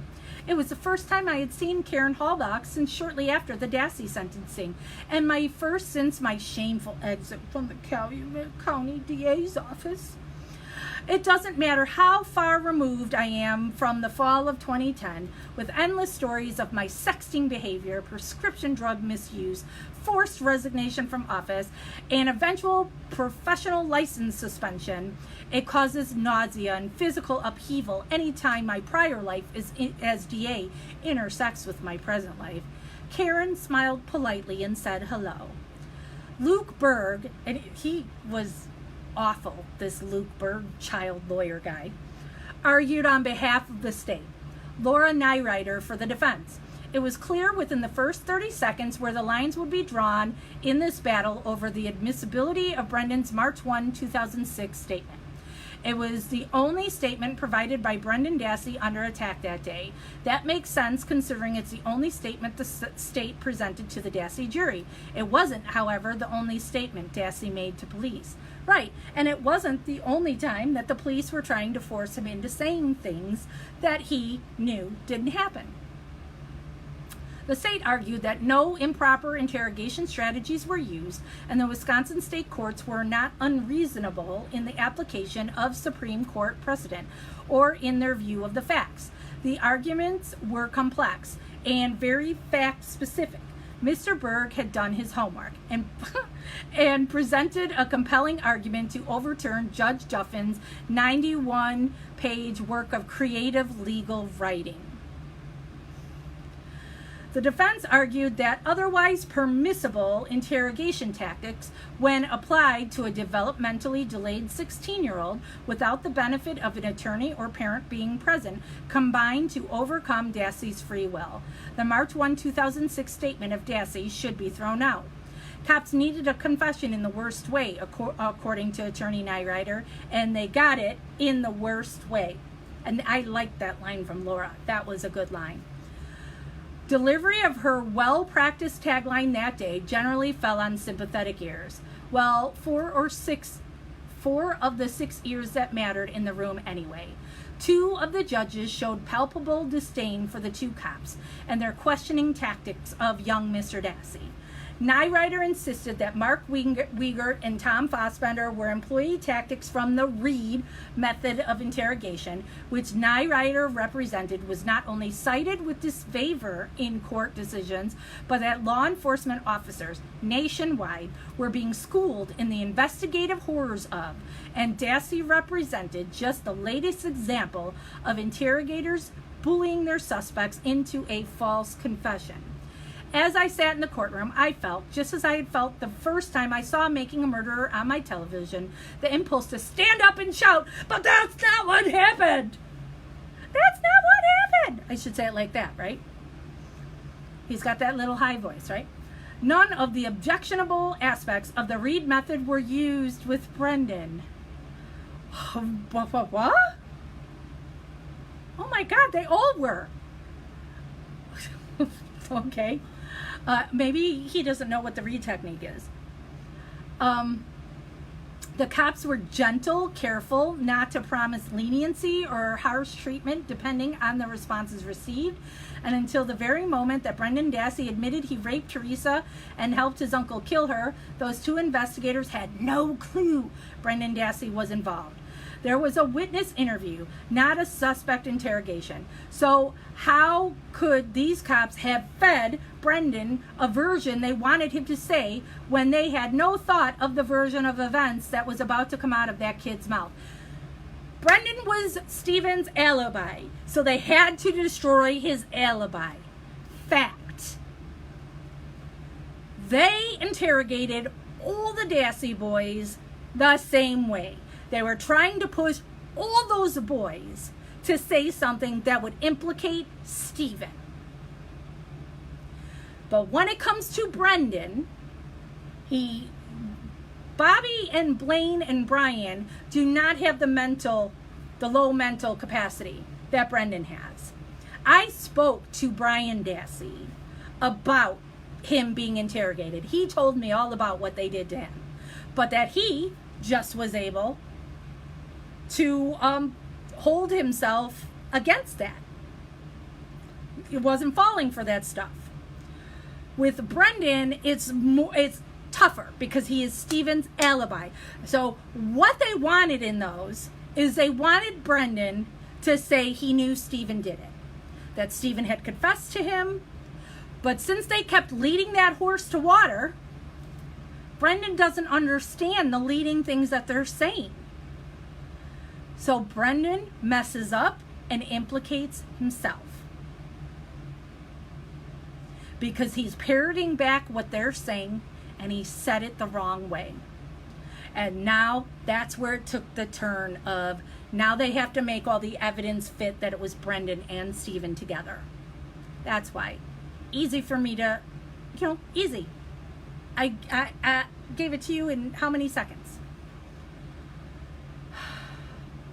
After the packed courtroom filed out, Leah and I proceeded out of the building, making 2 stops on the way.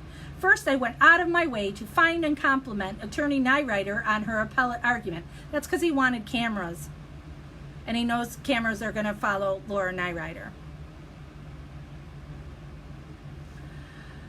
She did well, and she deserved to hear that. Second, as I promised, I answered a few general questions for the media.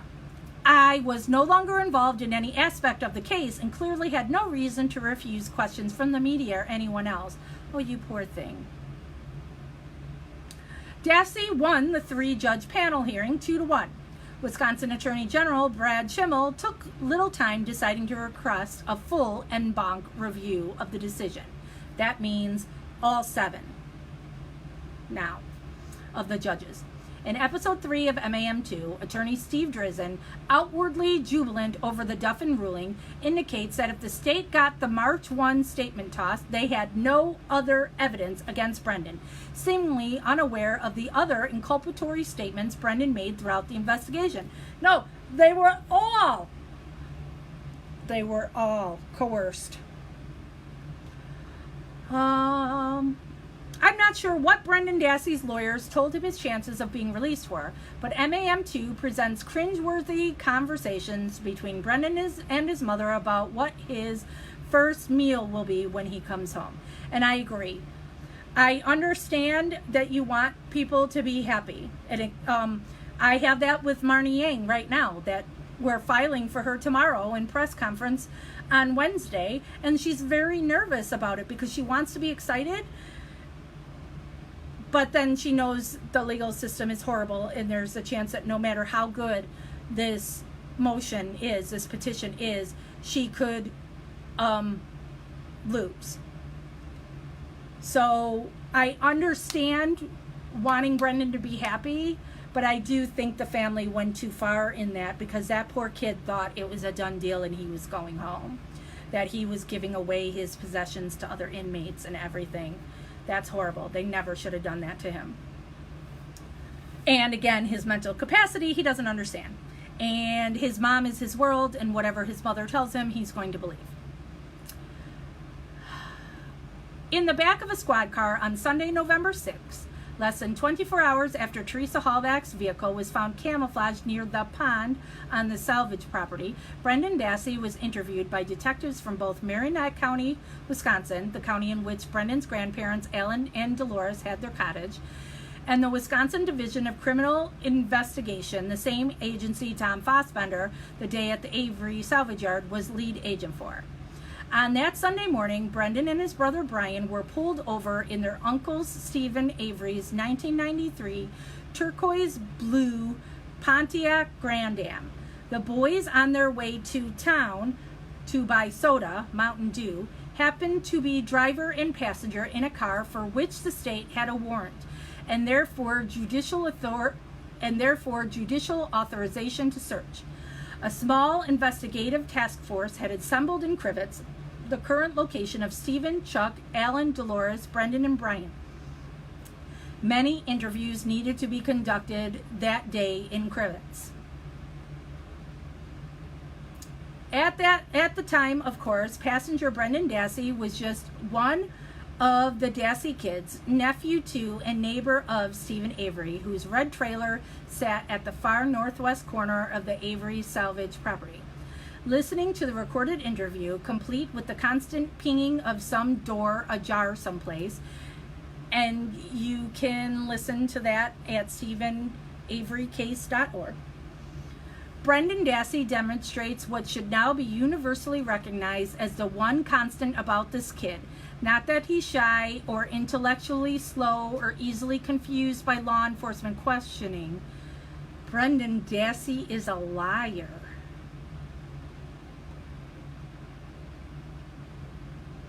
That's literal jaw dropper for me. When providing a chronological account of the previous week of his life, Dassey lies early and often. He makes up some fairy tale about getting off the bus on October 31, 2005, which all parties place at 3:45 p.m. Seeing Teresa Hallback chatting with his uncle outside his trailer, having to move to the side of the driveway to avoid Teresa's SUV as she drove out that afternoon, then seeing her turn left on Highway 147 as he and Blaine continued their walk home. I can say with certainty that, given the opportunity to tell the police the truth and given the opportunity to lie, Brendan chose to lie almost every time. When you listen to that, Brendan first says he didn't see anything. And then they do, well, everybody else on the bus saw Teresa Hallback there. How come you didn't see her? Everybody else saw her. Didn't you see her? And then Brendan's like, oh, yeah, I saw her. Yeah, your brother said Blaine saw her, so you should have seen her. And so his story would change because he would say something and they wouldn't listen to him and they would question it and they would say something else that led him to say a different scenario. Ugh. Later in this taped interview, after admitting he's provided demonstrably false answers to many of the investigators' questions, oh, that's really creative how he's trying to word it there, Brendan asked the officer if he thinks Stephen did it. When the officer correctly inquired, did what? Brendan Dassey asks if the officer thinks Stephen raped her. For all the criticism law enforcement has endured in this case for feeding Brendan Dassey answers or supplying versions they think happened, remember this. The first person in this investigation to advance the idea that Teresa Hallback was raped by Stephen Avery, not simply murdered or kidnapped or whatever other misdeeds, was 16-year-old Brendan Dassey. Who fucking cares? So there's lots of talk about it. People are saying nasty things about Stephen. So if Brendan had said on his own, do you think he raped her? That doesn't mean he knows the girl was raped. It doesn't mean he knows Stephen raped her. It doesn't mean that Brendan raped her. He's now questioning him. Do you think that he raped her? That's what he's asking. And again, Mr. Sweaty Sweat isn't giving you the full recorded interrogation. Something that he keeps dogging out, making a murderer for not doing, for not showing every single exact minute detail of everything that ever happened. Let it be known. I used to talk to Brendan on the phone before Scott Toddick got in the way, and then him and Barb hated me, and I can't have any contact with Brendan anymore. Brendan's not a liar. He's a people pleaser, and he's going to tell you, so he doesn't want to be in trouble and doesn't want people to be mad at him. And so he answered them on what he truly saw, and they didn't like it. So they kept going at him. And I'm very bothered and upset when people attack this boy. It's a huge travesty to me. And it's something that, like, I even wrote an article at one point that I said Brendan Dassey lost in Stephen Avery's shadow. Because early on, everybody talked about Stephen, and Brendan isn't talked about as much. And so I actually started in all of this doing the Free Brendan Facebook page. That's where I started, where I was specifically focusing on Brendan. Wrote articles about Brendan. Because how can you not watch that Michael O'Kelly, where it's starting off with, first I need you to check one of these boxes. I'm sorry for what I did, or I'm not sorry for what I did. That fucker is supposed to be working for Brendan and helping Brendan's case. But no, they're employed by the state. So all they wanted was to prove Brendan is guilty to help the state in their case. Drawing those pictures, all that misleading shit, like showing the fucking pictures of, oh, look at all these blue ribbons that are up, like on Teresa's church and in the neighborhood, that he put up. Michael Kelly went to Teresa's church, put up that blue ribbon, took the picture of it, and then is presenting it to Brendan to prey on the kid's sympathies. Oh my God. I'm getting really, really mad. We're on page 226 of 234 with 97% read at 8:39. So we're almost done if I don't keep ranting. Okay. Dassey admits to investigators that later in the week, Stephen had invited Brendan to a bonfire one night that week, identified as Thursday, November 3, and suggested Brendan invite a bunch of his friends over. What Brendan may or may not have understood at the time was that all of the bones from Monday's big bonfire, a fire that Brendan helped stoke and tend to, had not been consumed, and a second burning of some of the larger bones would be required. Brendan admitted it was Uncle Stephen who suggested the Thursday night fire, but that Brendan's mother, Barb Yonda, had a huge fight with Stephen about something big that day. Given the timing, perhaps it was the afternoon's breaking news reports that Teresa Hallback was missing and that her last appointment was at the Avery Salvage Yard. Nope. We've already gone over this. The time that Barb and Stephen fought, it's because he said that her kids were never going to amount to anything, and he wanted Bobby Dassey to stop selling pot on the property. Barb nixed the idea of anyone coming over that evening for a bonfire. Stephen used the Dassey family 50-50 gallon burn barrel that evening instead, depositing Teresa's larger bones in his further attempt to conceal his crimes. None of that is fact. These are just sweaty sweats, delusional fantasies. The reason I am pointing out just a few highly relevant and ultimately incriminating statements by Brendan is that if the state had chosen to retry him without using the March 1 statement rather than requesting the en banc review, the prosecution still had Brendan's statements to law enforcement on November 6, 2005, statements to investigator Wiegert and Agent Fassbender on February 27, 2006 at Mishicot High School, a videotaped statement February 27 at Two Rivers Police Department, statements with his mother on February 27 at Fox Hills Resort, statements to Wiegert and Fassbender on the way to the formal taped interview on March 1, 2006, including Dassey turning over the bleach-stained jeans he wore that fateful evening, and decisions would need to be made on what portions of Brendan's May 25, 2006 confession to Wiegert and Fassbender the state would use, whether in the state's case in chief or upon rebuttal if necessary. Again, all coerced. Show it to us in their entirety.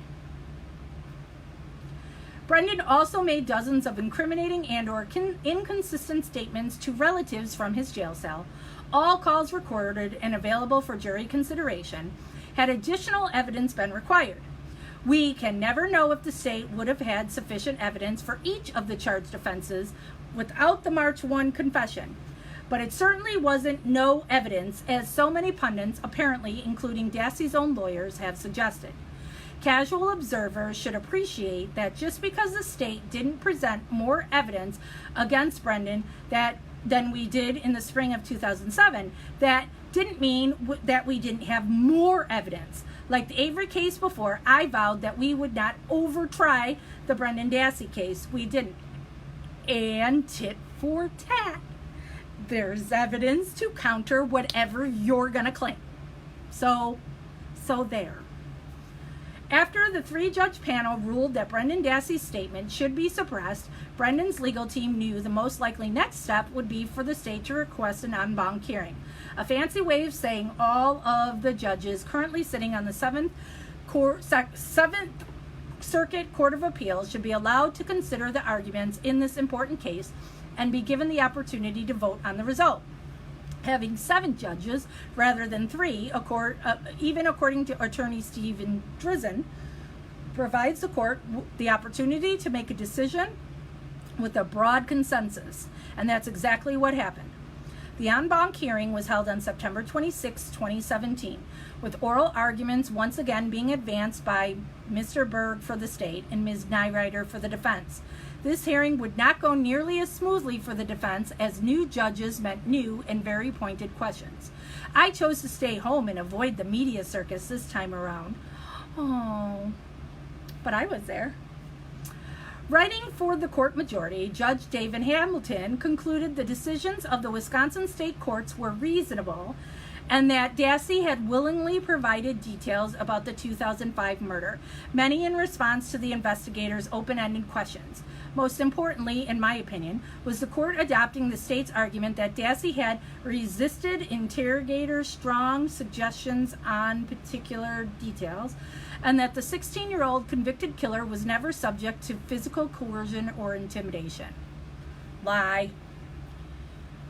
In an exchange that I found very telling, federal appeals judge Diane Sykes, former Wisconsin Supreme Court Justice, identified the real but previously unstated goal of attorney Nyrider and her Children's Center advocacy group was that you are trying to make new law so it can be used to change interrogations of juvenile offenders everywhere. Bingo. Habeas corpus cases cannot change existing law. I knew Dassey would lose his appeal after Judge Sykes spoke. Dassey lost 4-3. Dassey's lawyers asked the United States Supreme Court to hear his appeal, but on June 25, 2018, SCOTUS officially denied his request. Unless fresh evidence can be developed requiring a new trial at some point in the future, Brendan Dassey's case is over. So why did the Northwestern Clinic take the Dassey case in the first place? Dating back to 2008, Dassey agreed to allow the Blum Legal Clinic, mostly staffed by Northwestern University law students as part of their student practice fieldwork, which included law student Laura Nyrider, to handle his appeal. In 2010, Nyrider was allowed to join counsel Steve Drizzen and Bob Dvorak at counsel table as the record was developed in a lengthy evidentiary hearing before Judge Jerome Fox. Dassey's case had the characteristics necessary to advance the legal clinic's goals. The case would likely result in a written court decision, and that legal precedent could thereafter be applied nationwide, requiring law enforcement to change how juvenile offenders are questioned by police, which would be awesome. A written decision was necessary, which everyone should see creates a potential conflict when an advocacy group represents an individual client. Let me explain.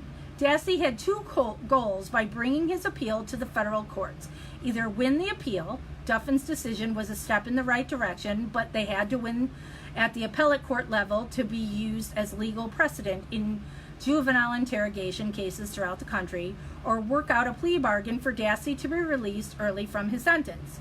Just because Dassey's case was basically over and convictions had been obtained, the Wisconsin Department of Justice still had the option to craft a creative agreement with Dassey's lawyers, where Dassey would agree to abandon his federal appeal in exchange for early release, perhaps even time served. After all, Wisconsin had some precedent for this type of post-conviction plea bargaining, as my good friend at the time, Bob Donahue, former Milwaukee County Deputy DA, had been instrumental in resolving the Laurencia Barbie Benbeck fiasco in 1992, utilizing just such an agreement. It could be done, but would it? On September 21, 2016, I was flying home from New York with daughter, sister, child, bride, and our plane was held on the airport tarmac for about an hour. On the plane with me was attorney Steve Drizin. We walked to the back gallery of the plane where a private conversation was possible. I agreed to candidly share my thoughts with Drizin. Oh, hero. After exchanging pleasantries, our tarmac conversation turned to the possibility of making a deal for Brendan. I was not involved in any aspect of the case and reminded Drizin of that important fact. But I had a pretty good idea that the Department of Justice did not want to risk a loss at the appellate court level, and I suggested that might open the path to a plea negotiation.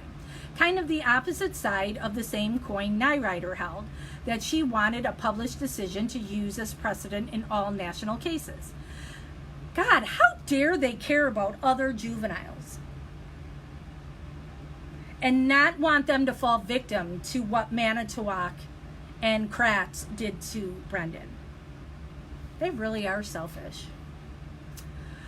The state was concerned that if new law was made from the facts of this case, law enforcement throughout the country may be required to change their interview procedures with juvenile witnesses, not just juvenile suspects, a systemic overreach for an isolated fact pattern. Bad facts make bad law, and the state had real incentive to settle this case. At least that was my opinion. I recommended to Drizin that he call Tom Fallon, the lead attorney now on the Dassey case, and discuss whether his client might be released early, maybe even time served. I told Drizin that I always had sympathy for Brendan. I had offered him as little as 15 years in prison if he pled guilty. The state might accept something close to that deal, at least so I thought, and I shared those opinions with Drizin. Drizin and the state never reached a plea deal. Len Kaczynski, Brendan's disgraced former lawyer, knew a plea bargain was in Brendan's best interest. He was on Brendan's side.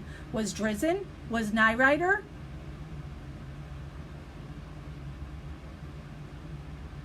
He really just said Kaczynski was on Brendan's side.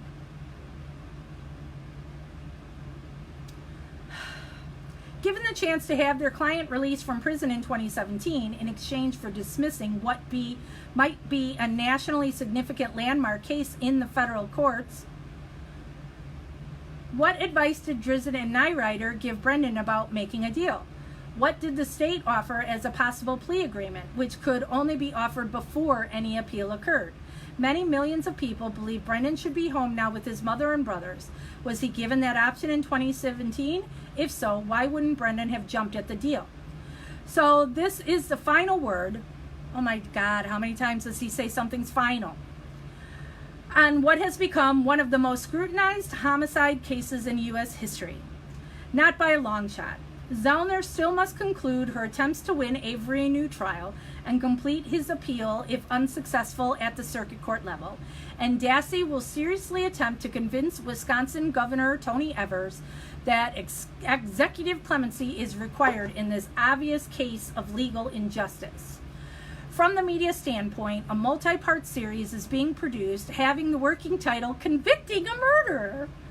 Sean Reck, a documentary filmmaker from Cleveland, produced A Murder in the Park 2014, chronicling the exoneration of convicted murderer Anthony Porter and subsequent conviction of alternate suspect Ulster Simon in the state of Illinois. Most experts agree the Anthony Porter case directly contributed to the abolishment of the death penalty in Illinois. Promising a balanced approach to this complex and fascinating case, convicting a murderer may finally provide millions of worldwide Avery case followers a direct rebuttal to both MAM1 and MAM2. For me, I'm planning to live out the balance of my life quietly, out of the public eye, playing my guitar, throwing a tennis ball for my dog, and watching many amazing sunsets with my beautiful daughter, sister, child bride. I've provided an exhaustive look into both the Avery and Dassey cases from the prosecution and for anyone interested in what really happened. I've put it out there. I'll wait to see what comes next, just like everyone else. And now we've come to acknowledgments. We're on page 232 of 234, 99% read at 8:53 p.m. The investigation and trial of Stephen Avery and Brendan Dassey occupied 18 months of the time of the Calumet County Sheriff's Department and District Attorney Office, time taken away from the citizens of Calumet County, Wisconsin. Although it was my honor and privilege to advocate for the rights of the Hallback family, it was a Manitowoc County case, and my accepting appointment as special prosecutor required the allocation of our county resources. I therefore offer my sincere thanks to the men and women of Calumet County law enforcement for the professionalism and competence showed during this prosecution effort and the resiliency exhibited by absorbing the aftermath. Special thanks goes to the Calumet County Sheriff, Jerry Poggle, for his leadership and support, and Mark Wiegert for his tenacity and grit as lead investigator. Calumet County was fortunate to have such fine law enforcement representation. Thanks to the Calumet County DA's office support staff, who not only dedicated countless extra hours assisting with the Hallback case, but who ensured the smooth operation of the office, oftentimes in my absence. Shirley Gregory, Michelle Moen, Amanda Bonnell, Leah Calloway, Londa Thomas, and Julie Leverens. I wonder if he ever sent them dirty text messages. Will always occupy a warm and special place in his what? Heart, for their fierce loyalty, and especially for putting up with my idiosyncrasies. Blah, blah, blah. Special thanks to my assistant DA, Jeff Froelich, who not only assisted with the Hallback prosecution, but who covered the entire Calumet County caseload when I was immersed in the Avery and Dassey prosecutions. Jeff was also required to step in and provide professional stability after my resignation and personal collapse in 2010, and thereafter continued to dispense justice as Calumet County Circuit Judge. Having chosen to say nothing since the Avery trial started, I witnessed firsthand how the allegations of corruption and dishonesty silently impacted two well-respected law enforcement professionals for many years, Jeff Link and Andy Colborn. And here he goes, saying the same exact stuff he has said in here multiple times in the book. He really is trying to pad the pages. I have a sore throat now from reading all this time, just so y'all know. Having been identified as the two officers who framed Stephen Avery for the murder of Teresa Hallback, my heartfelt thanks to both for choosing to participate in this book, to set the record straight, and remind the world that our reputations, forged over our lifetime, should never be the subject of defense counsel or media-fueled blood sport. How come we don't have their whole conversations? So if they contributed to this book, where is it all? I want to know everything they said. Did you just splice this all together and just give us a couple things that they said? Tom Fassbender provided insight and perspective, not just in the Avery investigation, but in helping me write this book. For his professional expertise and for his unwavering personal support, I thank you, my friend. Where's that whole thing?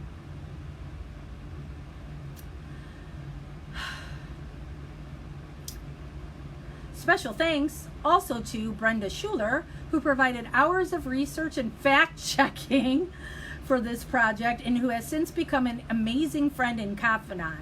Who is this Brenda Schuler if she thinks this bullshit is factual?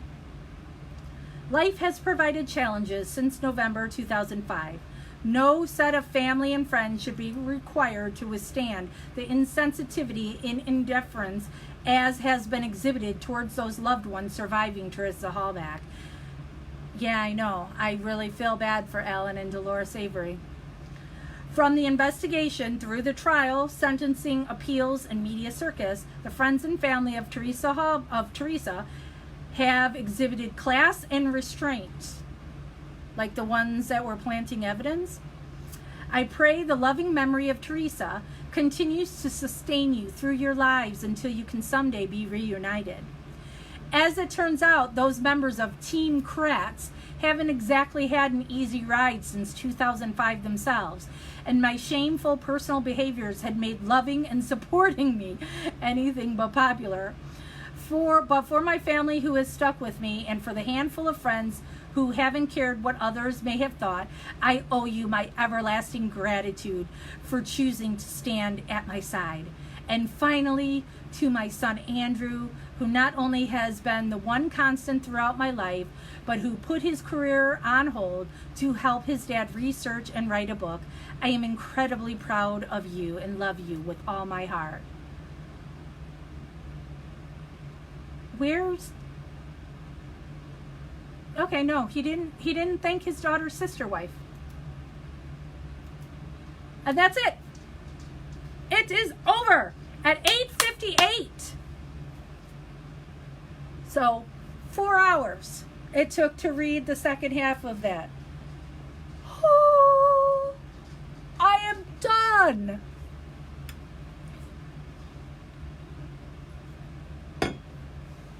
So, not staying on here long because I just read forever and I'm done and I want to no longer read. What can we conclude from Sweaty Sweat's book? Lies, lies, lies. Okay? Brendan was led and coerced. Stephen has always maintained his innocence. Always. So this is just more lies by Kratz. Am I going to do a night reading of Buting and Farrick's book? We could do that. I don't know when. Because I've got... Tomorrow I'm Tammy's Beck and Call girl tomorrow. On Marnie Yang's case. And then Wednesday I have to be in Chicago early for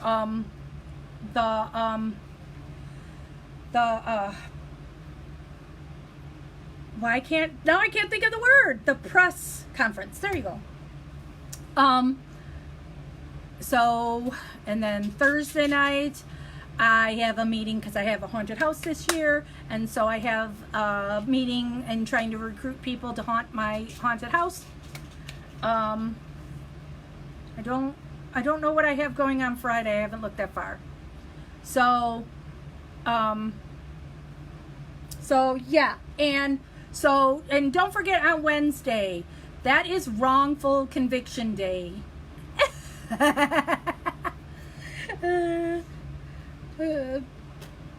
My thing shut down again.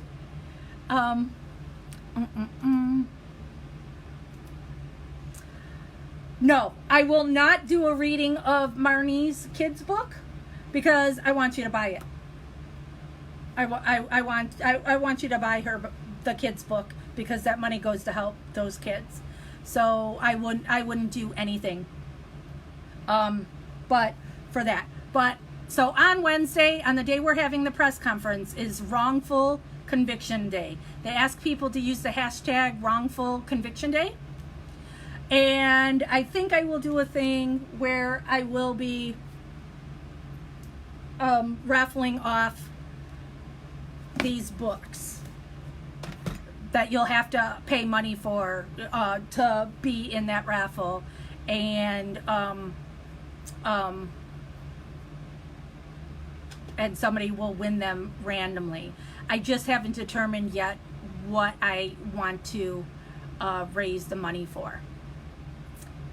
So, all right, I haven't read any of your comments and everything from here on out, but yeah, 9:02.